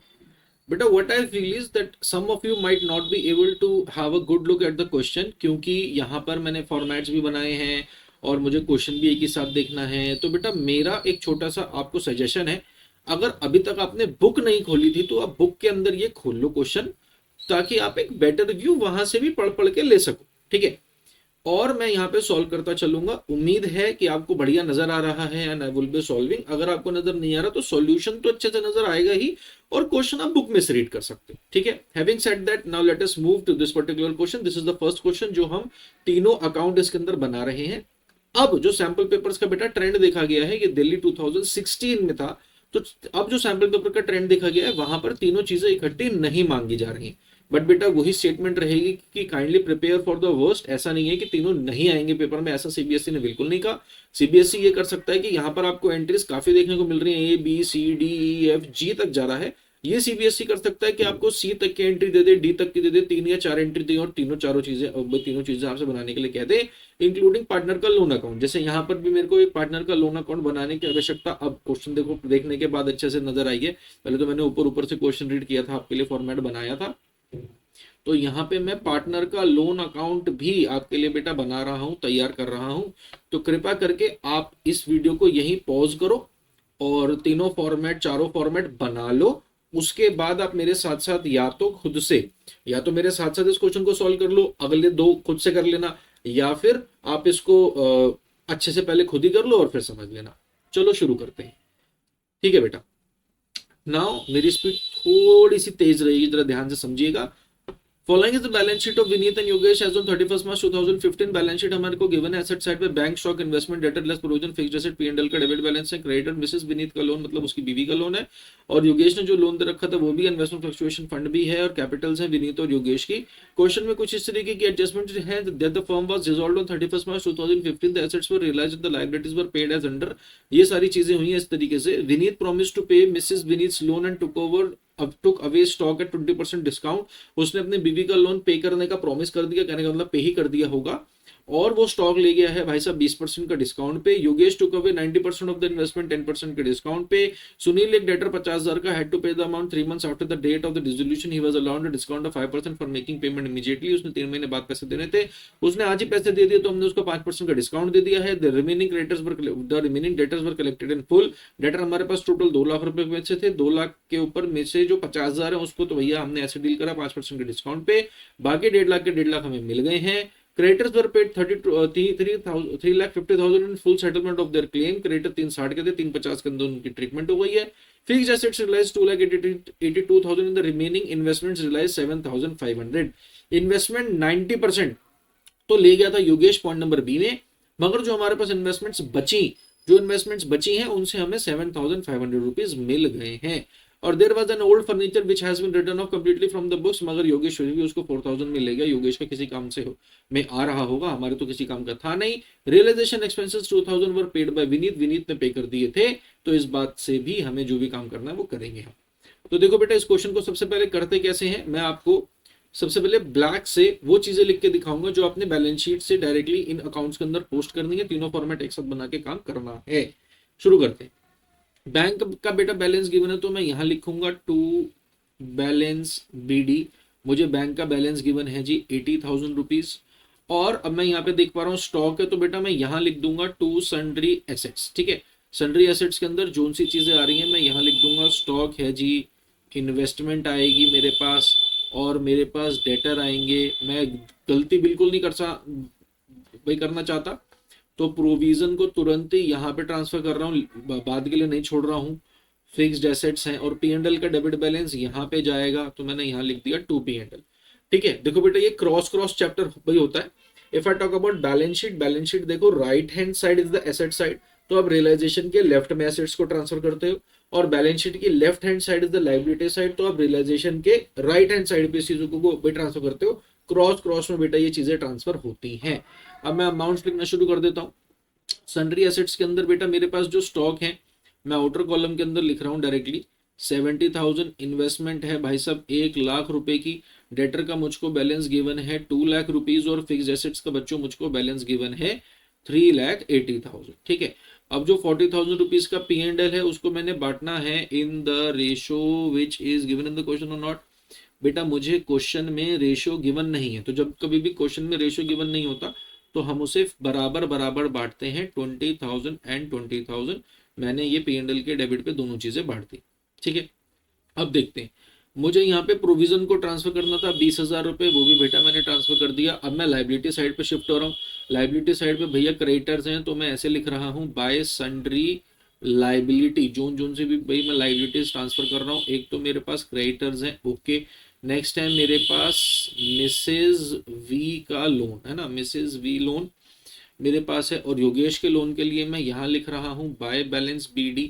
उम्मीद है मेरे बच्चों इतनी बात तो आपको समझ आ रही होगी कि जिसका जो बैलेंस होता है उसका बैलेंस उसी साइड ट्रांसफर होता है ना। जैसे योगेश का लोन एक लाइबिलिटी है, लाइबिलिटी का बैलेंस क्रेडिट होता है, तो उसका ओपनिंग बैलेंस क्रेडिट साइड पे ही ट्रांसफर होगा। और मुझे इन्वेस्टमेंट फ्लक्चुएशन फंड गिवन है 30,000 इन्वेस्टमेंट है 1 लाख रुपए की, तो यहीं पर जाएगा इन्वेस्टमेंट फ्लक्चुएशन फंड भी, इसको मैं अलग से लिख रहा हूँ बाय इन्वेस्टमेंट फ्लक्चुएशन फंड।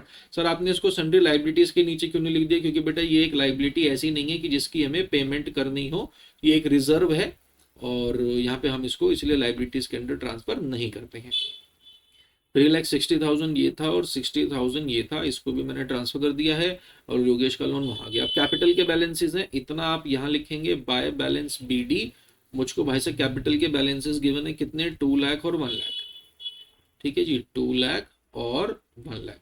बेटा ये जितना भी मैंने ब्लैक से लिखा है ना, ये सारा बैलेंस शीट से लिखा है। अभी तक मैंने किसी भी एडजस्टमेंट की ओर बिल्कुल भी ध्यान नहीं दिया। ये लो, अब आपको ज्यादा विजिबिलिटी आ गई होगी, ये आप देख सकते हैं।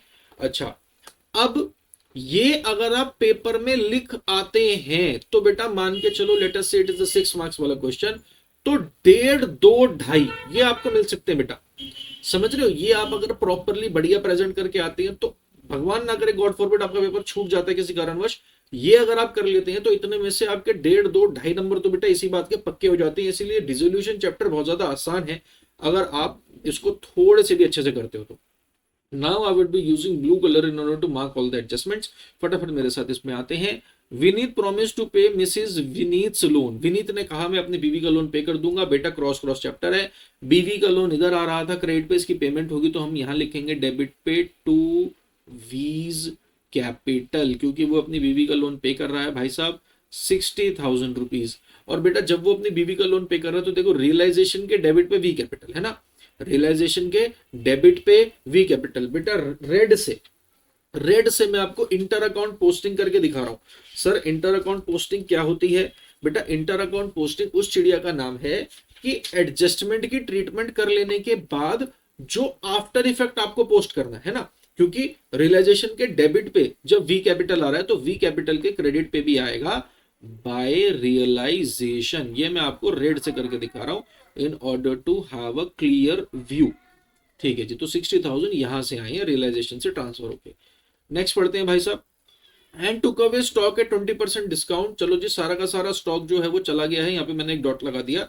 70,000 रुपए का स्टॉक 20% के डिस्काउंट पे यानी कि 56,000 रुपीज में भाई साहब ट्रेड होने को बात हो गई है, तो मैंने यहाँ लिख दिया बाय वी कैपिटल कितने में, 56,000 रुपीज में 14,000 रुपए कम। तो फिर से बेटा वही बात, जब रियलाइजेशन के क्रेडिट पे वी, तो वी के डेबिट पे जाएगा टू रियलाइजेशन। टू रियलाइजेशन भाई साहब वी के कॉलम के अंदर यहाँ पे अमाउंट चला जाएगा 56,000। चलो जी, नेक्स्ट बेटा एडजस्टमेंट की ओर हम चलते हैं। Yogesh took away 90% of the investment at 10% discount. Investment पे भी मैं एक डॉट लगा देता हूं, मगर ये आप ध्यान रखेंगे 10% इन्वेस्टमेंट बाद में भी डील हो गई थी, हमने क्वेश्चन के स्टार्टिंग में पढ़ लिया था, तो कोई दिक्कत परेशानी वाली बात नहीं है। 90% of the investment at 10% discount. Investment थी भाई साहब 1 लाख रुपए की, इसका 90% यानी कि 90,000 रुपए की इन्वेस्टमेंट, 10% डिस्काउंट 9,000 रुपए कम पे, मतलब 81,000 रुपीज के अंदर योगेश इन्वेस्टमेंट लेके गया। इन्वेस्टमेंट बेटा इधर है तो अगेन क्रॉस के अंदर भाई साहब पोस्टिंग होगी, मैं लिखूंगा बाय वाई कैपिटल 81,000 रुपीज के अंदर इन्वेस्टमेंट चली गई है। तो रियलाइजेशन के क्रेडिट के ऊपर योगेश, तो योगेश के डेबिट के ऊपर टू रियलाइजेशन ऑलरेडी लिखा हुआ है, यहाँ पे बेटा मैं अमाउंट पोस्ट कर सकता हूँ 81,000। आप पेपर में भी ऐसे ही पोस्टिंग करना ताकि किसी चीज की पोस्टिंग छूट ना जाए। समझ रहे हो ना मेरी बात, छूट ना जाए किसी चीज की पोस्टिंग। चलो जी आगे। नेक्स्ट भाई साहब क्वेश्चन क्या कहता है, सुनील के बारे में बात करता है। सुनील अ डेटर ऑफ 50,000, इसको हमने 5% डिस्काउंट पे पेमेंट करी थी, पेमेंट मिली थी इससे, क्योंकि इसने 3 महीने बाद पैसे देने थे, क्वेश्चन की स्टार्टिंग में पढ़ लिया था। यहाँ पे भी तक क्रेडिट, यहाँ पे डेटर है तो क्रॉस में ऐसे लिख लेता हूं मैं बाय बैंक। जो जो पैसे आएंगे ना बाय बैंक ऐसे लिख के इसके नीचे लाइन हमने भाई ड्रॉ करी है, और डेटर से कितने कितने पैसे मिल गए। देखो 50,000 वाले से तो मिले हैं 5% कम, तो अगर बेटा मैं 50,000 के 5% की बात करूं दैट इज 2500, तो मेरे को 2500 कम मिला, मतलब 47,500 मिले। डेटर मेरे पास टोटल थे 2 लाख रुपीज के, तो इसके दो भाई साहब हिस्से हो गए डेटर के। 2 लाख में से एक है 50,000 रुपए का डेटर, एक है 1,50,000 रुपए वाले, और 1,50,000 रुपए वाले से वो कहते हैं फुल में पैसे मिले, तो इससे तो 1,50,000 ही मिले हैं, मगर इससे मिले हैं 47,500। The total comes out to be 1,97,500। ठीक है जी, तो मैं by debtor by bank debtor के अंदर हम यहाँ पे कितने पैसे लिखूंगा, 1,97,500। उम्मीद है बेटा आपको बात समझ आ गई। अच्छा अब देखो इसकी भी तुरंत हम पोस्टिंग कर सकते हैं, मगर बैंक में और चीजें भी आएंगी ना तो एक साथ कर देंगे। I hope you are getting my point, एक साथ कर देंगे जो भी टोटल होगा। Creditors were paid 3,50,000 in full settlement of their claim. यहाँ पे डेटर की पूरी बात हो गई है, डॉट लगाना लगा था, अब लगा दिया। Creditors were paid 3,50,000 in full settlement of their claim. Creditor यहाँ पे बेटा मैंने डॉट लगा दिया एक, क्योंकि इनकी पूरी पूरी पेमेंट हो गई, तो इधर लिख दिया मैंने टू बैंक। टू बैंक के अंदर आई वुड बी राइटिंग भैया क्रेडिटर। क्रेडिटर की जो हमने पेमेंट करी है वो करी है मेरे भाई 3,50,000 रुपयों की। आगे वो कहता है फिक्स एसेट्स रियलाइज 2,82,000। तो ये फिक्स एसेट से भाई साहब हमें पैसे मिले हैं, है ना। फिक्स एसेट्स आते हैं इधर डेबिट पे, तो पेमेंट इस साइड आएगी। फिक्स एसेट पे भी बेटा मैं डॉट लगा देता हूँ, क्योंकि इसकी भी कहानी हो गई है खत्म। इससे हमें मिले 2,82,000 रुपीज, और रिमेनिंग इन्वेस्टमेंट रियलाइज 7,500। तो जी इन्वेस्टमेंट बेच के भी हमें पैसे मिल गए हैं 7,500। तो सारे सन्ड्री एसेट्स के ऊपर लग चुका है डॉट, मतलब इनके बारे में सारा जो रियलाइजेशन था वो क्वेश्चन में डील हो गया है। अब बात आती है there was an old furniture which has been written off completely from the books, Yogesh took over the same as 4,000। बेटा योगेश एसेट ले गया, तो एसेट इधर है, उसकी रियलाइजेशन की बात भैया इधर होगी, योगेश लेके गया है, तो मैं लिखूंगा बाय वाई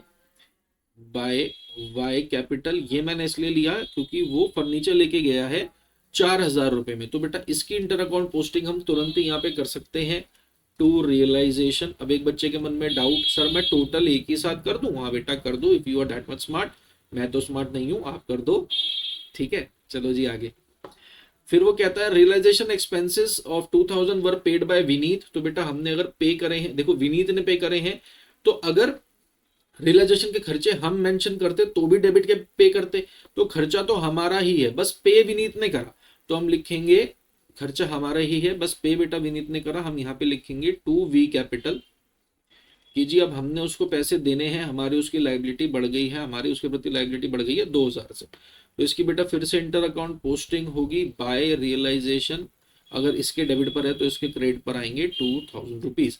अब as far as liabilities are concern बेटा मिसेस वी का लोन तो वो खुद ही ले गया था, है ना, उसका जो हस्बैंड है उसने अपने बीवी का लोन सेट ऑफ कर लिया था। तो सारी एसेट्स की भी रियलाइजेशन के बारे में क्वेश्चन में मेंशन्ड है, लाइबिलिटीज की पेमेंट के बारे में भी क्वेश्चन में मेंशन्ड है। तो कुछ और अब इस क्वेश्चन के अंदर बेटा करने के लिए हमारे पास बाकी नहीं है। नाउ अब जो हमारे पास बचा है वो बचा है जी बैलेंसिंग का पार्ट। तो देखते हैं यहाँ पे क्रेडिटर्स में से बेटा 350 की पेमेंट हुई है, तो इसको हम यहाँ पे रिकॉर्ड कर देते हैं बाय रियलाइजेशन, क्योंकि रियलाइजेशन के डेबिट पे तो बैंक के भाई साहब क्रेडिट पे 3,50,000 की पेमेंट हुई। और यहाँ पे बेटा मेरे को जो पैसे मिले हैं वो आप देख सकते हैं 1,97,500 में।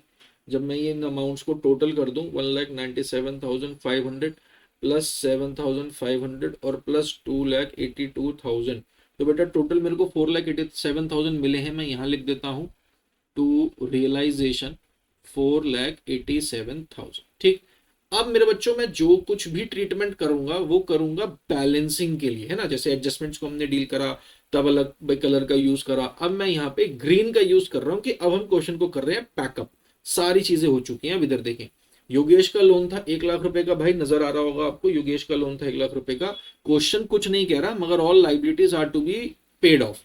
तो यहाँ पे मैंने लिखा टू बैंक, योगेश के लोन के भी मैंने 1,00,000 रुपए पे कर दिए होंगे। तो इधर देखें, जब योगेश के लोन के डेबिट साइड पे बैंक है तो बैंक के क्रेडिट साइड पे लिखेंगे बाय वाइज लोन। यहाँ पर हमने 1,00,000 रुपए की कर दी है भाई साहब पेमेंट। ओके, अब यहां से निकालना है जी टोटलिटी से प्रॉफिट या फिर loss. rather than doing all the calculations by own बेटा I am taking a bit of reference from the book. I hope that you don't mind, क्योंकि मेरे को आपको फटाफट बताना है ना। मैं वीडियो पॉज कर रहा हूं, then I would be coming back and telling you the details. बेटा मैंने रेलेवेंट डिटेल्स चेक कर ली है, हमने जितना भी क्वेश्चन सॉल्व किया भाई साहब बिल्कुल सही करा है। रियलाइजेशन अकाउंट के अंदर आप बेटा बैलेंसिंग फिगर जब यहाँ निकालोगे तो आपको पता पड़ेगा कि हमारे पास लॉस हो गया है। तो बेटा लॉस हो गया है तो हम ऐसे लिखेंगे बाय लॉस ट्रांसफर। दो लॉस भाई साहब पार्टनर्स के बीच में बटेगा वी और वाई। टोटल बेटा जो लॉस है वो 64,000 का है। रेशो गिवन ना होने की वजह से ये 32,000 जो है बट जाएगा पार्टनर की कैपिटल में। ठीक है जी। तो ये 64,000। अब यहाँ पर आप टोटल करके लिख सकते हैं। मेरे पास बेटा थोड़ा स्पेस का इशू हो गया, इसलिए मैंने इसको पहले ही थोड़ा कॉम्पैक्ट तरीके से लिखने की कोशिश करी थी। तो रियलाइजेशन के क्रेडिट पे पार्टनर कैपिटल, पार्टनर के डेबिट पे जाएगा भाई साहब टू रियलाइजेशन। और ये जो रियलाइजेशन जा रहा है, ये जा रहा है due to the loss distribution of 32,000 each.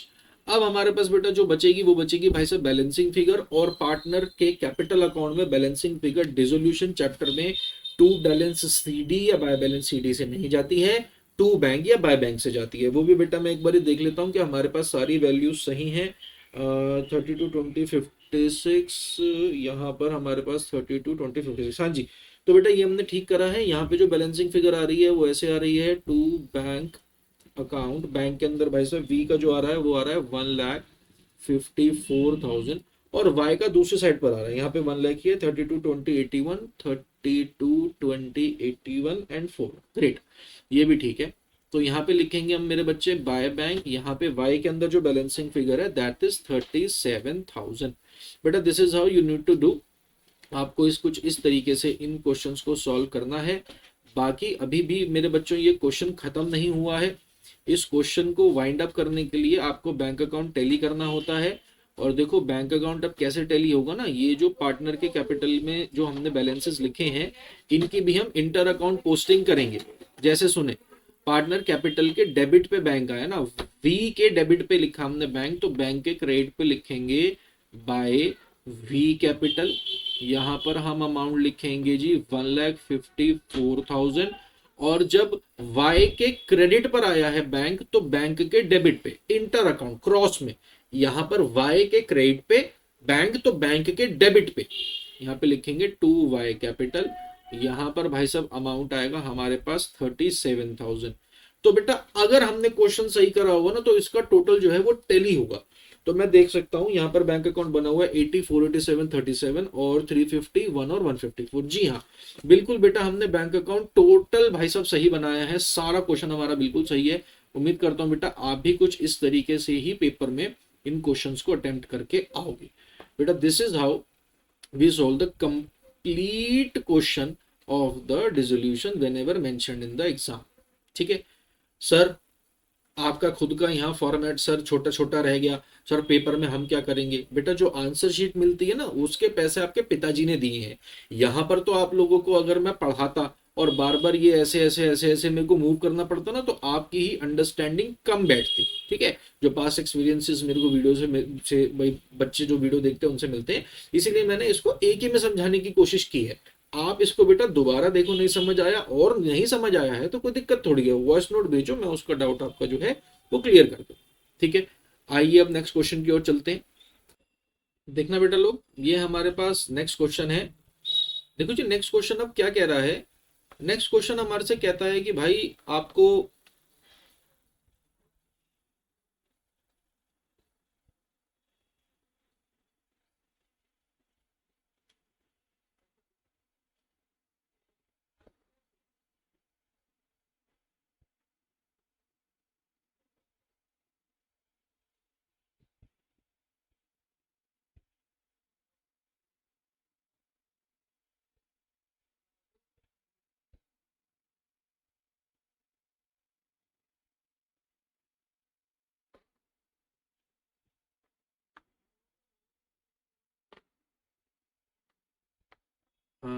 Laptop शायद हैंग कर गया था, आई एम नॉट श्योर।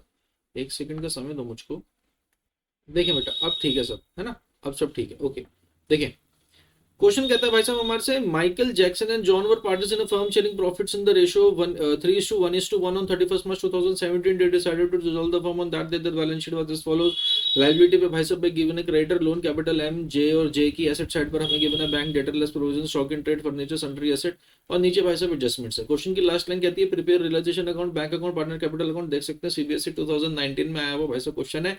कहने का मतलब तीनों चीजें तभी मांगी जा रही थी, अब नहीं मांगी जा रही हैं, क्योंकि बेटा पहले जो क्वेश्चंस आते थे ना वो 8-8 नंबर तक भी आ जाते थे, मगर अब जो क्वेश्चंस हैं वो 6 मार्क्स तक आ रहे हैं। तो उम्मीद है कि पेपर में आपको नहीं भी देखने को मिलेंगे शायद तीनों चीजें, but we need to prepare for all of the 3।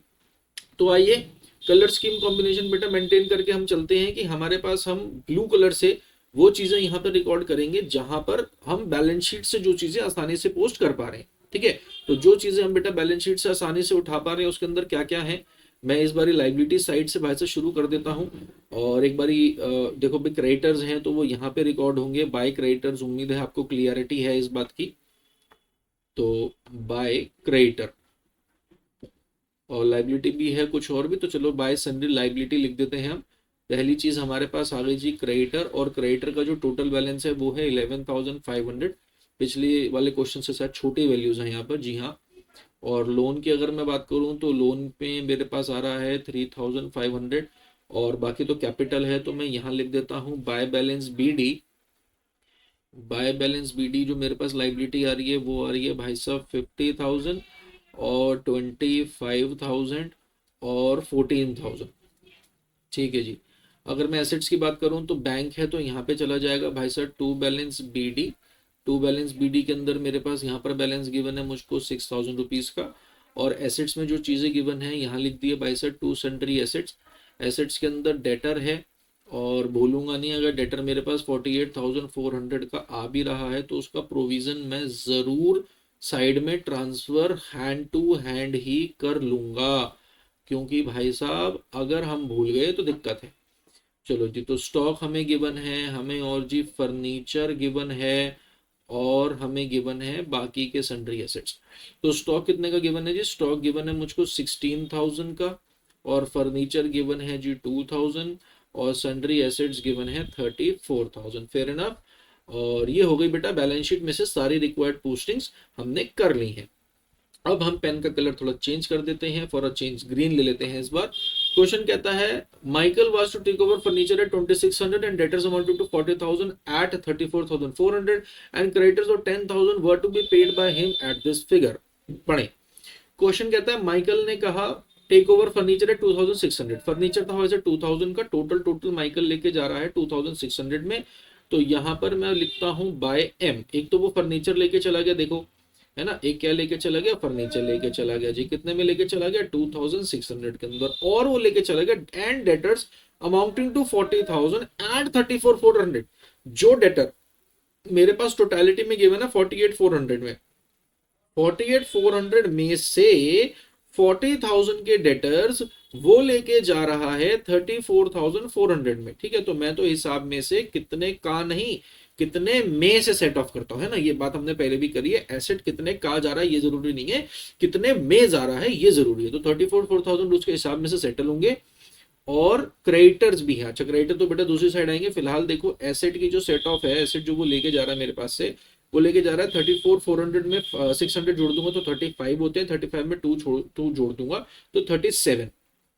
ठीक है जी, तो जब रियलाइजेशन में एम क्रेडिट हो रहा है 37 से, तो एम के डेबिट पे भी आएगा टू रियलाइजेशन 37,000 से। ठीक है, अच्छा अब इधर देखें, वो क्रेडिटर की भी भाई पेमेंट कर रहा था, क्रेडिटर इस तरफ आ रहा है तो उसके क्रॉस में यहाँ लिखेंगे हम 2M की, वो क्रेडिटर की पेमेंट कर रहा है 10,000 रुपए की, क्रेडिटर 11,500 का था, 10,000 में सेट ऑफ होगा तो चलो 10,000 लिख देंगे। रियलाइजेशन के डेबिट पे M है तो M के क्रेडिट पे जाएगा बाय रियलाइजेशन, कितनी वैल्यू से, 10,000 रुपए से। ये था बेटा पॉइंट नंबर 1 का एडजस्टमेंट। आगे चलते हैं, नेक्स्ट हमारे से क्या कह रहा है जी क्वेश्चन, नेक्स्ट हमारे से लाइन में ये कहा जा रहा है कि भैया एडजस्टमेंट नंबर 2 में Jackson was to take over all the stock in trade at 14,000 and some of the sundry assets at 28,800 being 10% less than the book value। मजेदार पार्ट भाई साहब, पढ़ाने लायक चीज, पढ़ने लायक चीज, समझने लायक चीज, यही सीबीएसई 2019 के पेपरों का जादू है। पढ़े। Jackson was to take over all the stock in trade at 14,000, 16,000 रुपए का स्टॉक था, वो सारा का सारा लेके जा रहा है 14,000 में। तो कितने का कितने में, क्या रिकॉर्ड करते हैं, का या में, का या में, का या में बेटा में रिकॉर्ड करते हैं। 14,000 में लेके जा रहा है, एसेट यहां पर आता है, इसको भाई साहब हम यहाँ पे क्रॉस में लिखेंगे।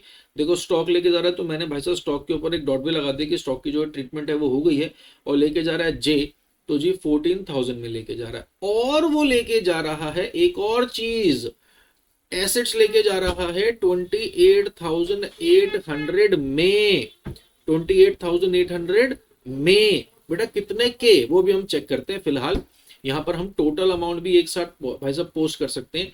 This is 800, this is 12, this is 42,800। यहाँ पे मैं 14,000 ना लिख के एक ही बार लिख देता हूँ 42,800, और इधर भी मैं इसको तुरंत लिख देता हूं 42,800। अब देखो, जो बेटा समझने वाली बात है वो ये है कि जी 28,800 जो सन्ड्री एसेट्स, देखो ये तो कहानी थी डेटर की, ठीक है। सन्ड्री एसेट्स की कहानी, क्वेश्चन क्या चला रहा है, सन्ड्री एसेट्स की कहानी मेरे बच्चों, लो अब देख लो, अब समझ लो। सन्ड्री एसेट्स की क्वेश्चन कहानी ये चला रहा है कि हमारे पास 34,000 के सन्ड्री एसेट्स थे टोटल बेटा। सन्ड्री एसेट्स से 34,000। क्वेश्चन कहता है जैक्सन अपने घर लेके चला गया, some of the other sundry assets, कुछ ले गया, सारे नहीं कुछ, कितने में ले गया ये गिवन है, कितने के ये तो गिवन ही नहीं है। समझो ना भाई मेरी बात, क्वेश्चन में क्या गिवन है, क्वेश्चन में ये गिवन है कि सन्ड्री एसेट्स हमारे पास थे 34,000 के, ये बात मेंशन है, मगर जैक्सन ले गया some of the sundry assets at 28,800, कुछ सन्ड्री एसेट्स 28,800 में ले गया, और वो अपने आप में 10% less than the book value है। वो अपने आप में क्या है, 10% less than the book value. बेटा इसको मैं आपको यहां पे समझाता हूं, जरा देखो कैसे हम इस बात को भैया समझेंगे। कि अगर मेरे पास सन्ड्री एसेट्स टोटल देखो कितने गिवन है, टोटल मेरे को गिवन है भाई साहब 34,000 के, है ना। 34,000 के सन्ड्री एसेट्स गिवन है, जैक्सन ले गया 28,800 में, 28,800 में भाई साहब कितने के ये मेंशन नहीं है, क्वेश्चन ये बताता है ये जो फिगर है ये अपने आप में है 90% ऑफ द बुक वैल्यू। तो यहां से मैं एक इक्वेशन निकालता हूं कि 90% ऑफ द बुक वैल्यू है 28,800, तो बुक वैल्यू कितनी हुई, बुक वैल्यू हुई 28,800 मल्टीप्लाई बाय 100 डिवाइडेड बाय 90। समझे, ये है बेटा इसके बारे में बात। तो इसको सॉल्व करते हैं, 9 से भैया सॉल्व करेंगे तो 9 3 द 27 है ना, और 2 बच गया तो भाई 1 और 8, 9 2 द 1800। कहने का मतलब 32,000 का स्टॉक का सन्ड्री एसेट चला गया है 28,800 में। तो हमने यहां पर तो 28,800 ही रिकॉर्ड करा, ये जो 48,800 निकाला, मगर ये ध्यान रखेंगे कि इस सन्ड्री एसेट्स में से 32,000 रुपीज के सन्ड्री एसेट की कार्यवाही हो चुकी है, जैक्सन घर लेके जा चुका है, मगर अभी भी 2,000 रुपए के सन्ड्री एसेट्स बचे हुए हैं। ये बात है बेटा, समझे, ये है इन क्वेश्चनों का जादू, तो सीबीएसई 2019 में आए हुए थे। पढ़ते हैं भाई अब आगे, क्वेश्चन क्या कह रहा है हमारे से, क्वेश्चन कह रहा है John was to take over the remaining sundry assets and 90% of the book value. आ गई बात समझ कि ये जो रिमेनिंग हमारे पास बचे हैं, हमारे पास बेटा रिमेनिंग कितने के बचे, 32,000 रुपीज के एसेट्स का तो हिसाब हो गया, हमारे पास बचे 2,000 रुपीज के। इसको हमने क्या करा, वो क्वेश्चन कहता है John was to take over the remaining, John remaining लेके चला गया 90% ऑफ द बुक वैल्यू में, मतलब 2,000 का भी 90%, ये वो 1,800 रुपीज में जॉन लेके गया। ठीक है, ये है जादू। तो देखो यहां पर आ रहे हैं भाई साहब सन्ड्री एसेट्स, सब सन्ड्री एसेट्स टोटल डील हो गए, तो मैंने भैया डॉट लगा दिया है, bye John, bye John. John भाई साहब कितने में लेके चला गया, इन्हें 1,800 में लेके चला गया, कैसे वो मैंने आपको पीछे समझा दिया है। And assume the responsibility for discharge of the loan, उसने कहा ये जो लोन है 3,500 का, ये भी मैं डिस्चार्ज कर दूंगा, तो मैं क्रॉस में लिख रहा हूं टू जॉन, क्योंकि जॉन ने इसको डिस्चार्ज करने के बारे में भाई साहब बात कर दी है, 3,500 के अंदर जॉन इसको डिस्चार्ज कर रहा है, तो बस पोस्टिंग भाई करते चलेंगे। रियलाइजेशन के क्रेडिट पे जॉन आया है 1,800, तो यहाँ पे भैया डेबिट पे जाएगा 1,800, और यहाँ पे जब क्रेडिट पर आया है 3,500, तो यहाँ पे डेबिट पे जाएगा 3,500, है ना। यहाँ पे जब डेबिट पर है तो यहाँ क्रेडिट पे, यहाँ पे क्रेडिट तो यहाँ डेबिट पे, इंटर अकाउंट पोस्टिंग इन चीजों की होती है। आगे चलते हैं, क्वेश्चन का लास्ट पॉइंट कहता है रिमेनिंग डेटर्स वर सोल्ड। अब देखो रिमेनिंग डेटर्स भाई साहब बचे कितने के, यहाँ पे डेटर्स में भी मेरे भाई लोचा था ना, 48,400 के डेटर थे, जिसमें से 40,000 के डेटर वो 34,400 में ले गया था, तो 8,400 के डेटर बचे।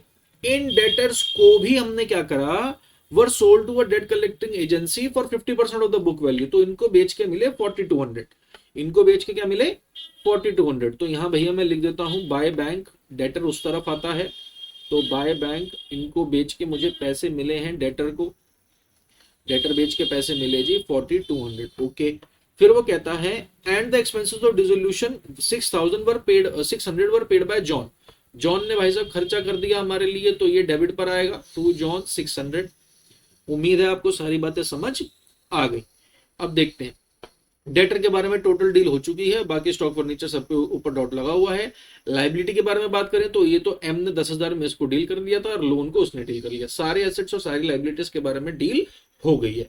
मैं बेटा ये डॉट क्यों लगा रहा हूं, चेक क्यों कर रहा हूं, if even not mention in the question, कोई लाइबिलिटी की अगर पेमेंट के बारे में क्वेश्चन में नहीं भी लिखा तो भी बेटा उस लाइबिलिटी की पेमेंट होती ही होती है, ये मान के चलना।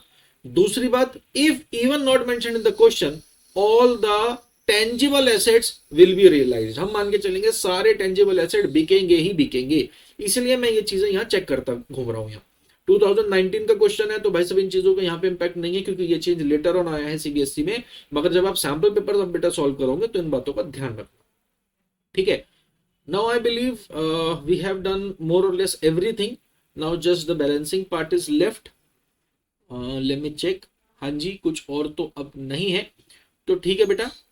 यहाँ से अब मैं थोड़ा बुक से टैली कर लेता हूँ अपनी कैलकुलेशंस एंड ऑल, और जो भी चीज़ है आपको फिर मैं रिवर्ट करता हूँ। मैं वीडियो पॉज कर रहा हूँ, आप इतने कॉपी कर लो। देखिए मेरे बच्चा, यहाँ पर क्या है, क्रेडिटर्स 11,500 के हमने बिलीव कर लिए कि 10,000 में सेटल हुए हैं, मगर ऐसा नहीं है, ये पढ़े। And the creditors of 10,000 were to be paid by him at this figure. कहने का मतलब जो एम के साथ हमारी डीलिंग हुई है वो 10,000 रुपए के क्रेडिटर की हुई है। Creditors of 10,000 were to be paid by him at this figure, मतलब जो टोटल क्रेडिटर्स थे हमारे पास 11,500 रुपए के, जिसमें से 10,000 रुपए के क्रेडिटर एम ने सेटल कर लिए हैं। जो बचे हुए 1,500 के क्रेडिटर हैं, तो यहां पर आएगा were to be paid off.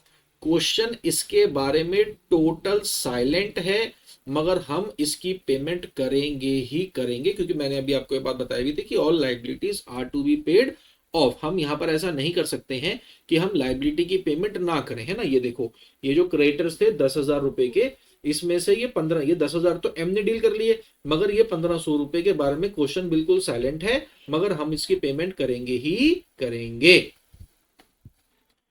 तो देखो भैया, इसलिए यहां पर जब हम इसकी पेमेंट को शो करेंगे तो हम इधर लिखेंगे टू बैंक कि जी ये हमने 1,500 रुपए जो है वो क्रेडिटर की पेमेंट कर दी है। तो बेटा I have already had a look at the book, जो भी रेलेवेंट पार्ट थे वो हमने डिस्कस कर लिए हैं इस क्वेश्चन में। अब सिर्फ और सिर्फ बैलेंसिंग बची है। बैलेंसिंग और एक क्वेश्चन स्कैनर का, वो मैं आपके लिए छोड़ के जा रहा हूं, आप उसे सॉल्व करें। कोई दिक्कत हो तो मुझसे पूछ सकते हैं। वीडियो की लेंथ ऑलरेडी थोड़ी लंबी हो चुकी है, बट आप ये समझें कि 1 घंटा 36 मिनट 37 मिनट लगाकर अगर आपका पूरा डिसोल्यूशन चैप्टर कवर हो रहा है तो definitely this is worth it, ठीक है। आज के लिए इतना ही मेरे बच्चों, मिलेंगे नेक्स्ट वीडियो में। और अगर हाँ इस वीडियो में अच्छे तरीके से व्यूज और लाइक्स आते हैं तभी बेटा ये सेशंस हम कंटिन्यू करेंगे, क्योंकि बिलीव मी और नॉट, आपने बीच में ट्रैफिक भी सुना, आपने बीच में घर पे शायद घंटे की आवाज भी सुनी, आपने और भी कुछ आवाजें सुनी होंगी। I was awake from about, ये जितने की आप घंटे की वीडियो देख रहे हो ना, इससे ऑलमोस्ट डबल टाइम ही लगता है बेटा ये वीडियोस रिकॉर्ड करने में। तो मैं इतना टाइम आपके लिए तभी निकालूंगा जब आप भी इन वीडियो को देख के कुछ सीखोगे, ठीक है। Till then bye bye, God bless, take care, practice करें।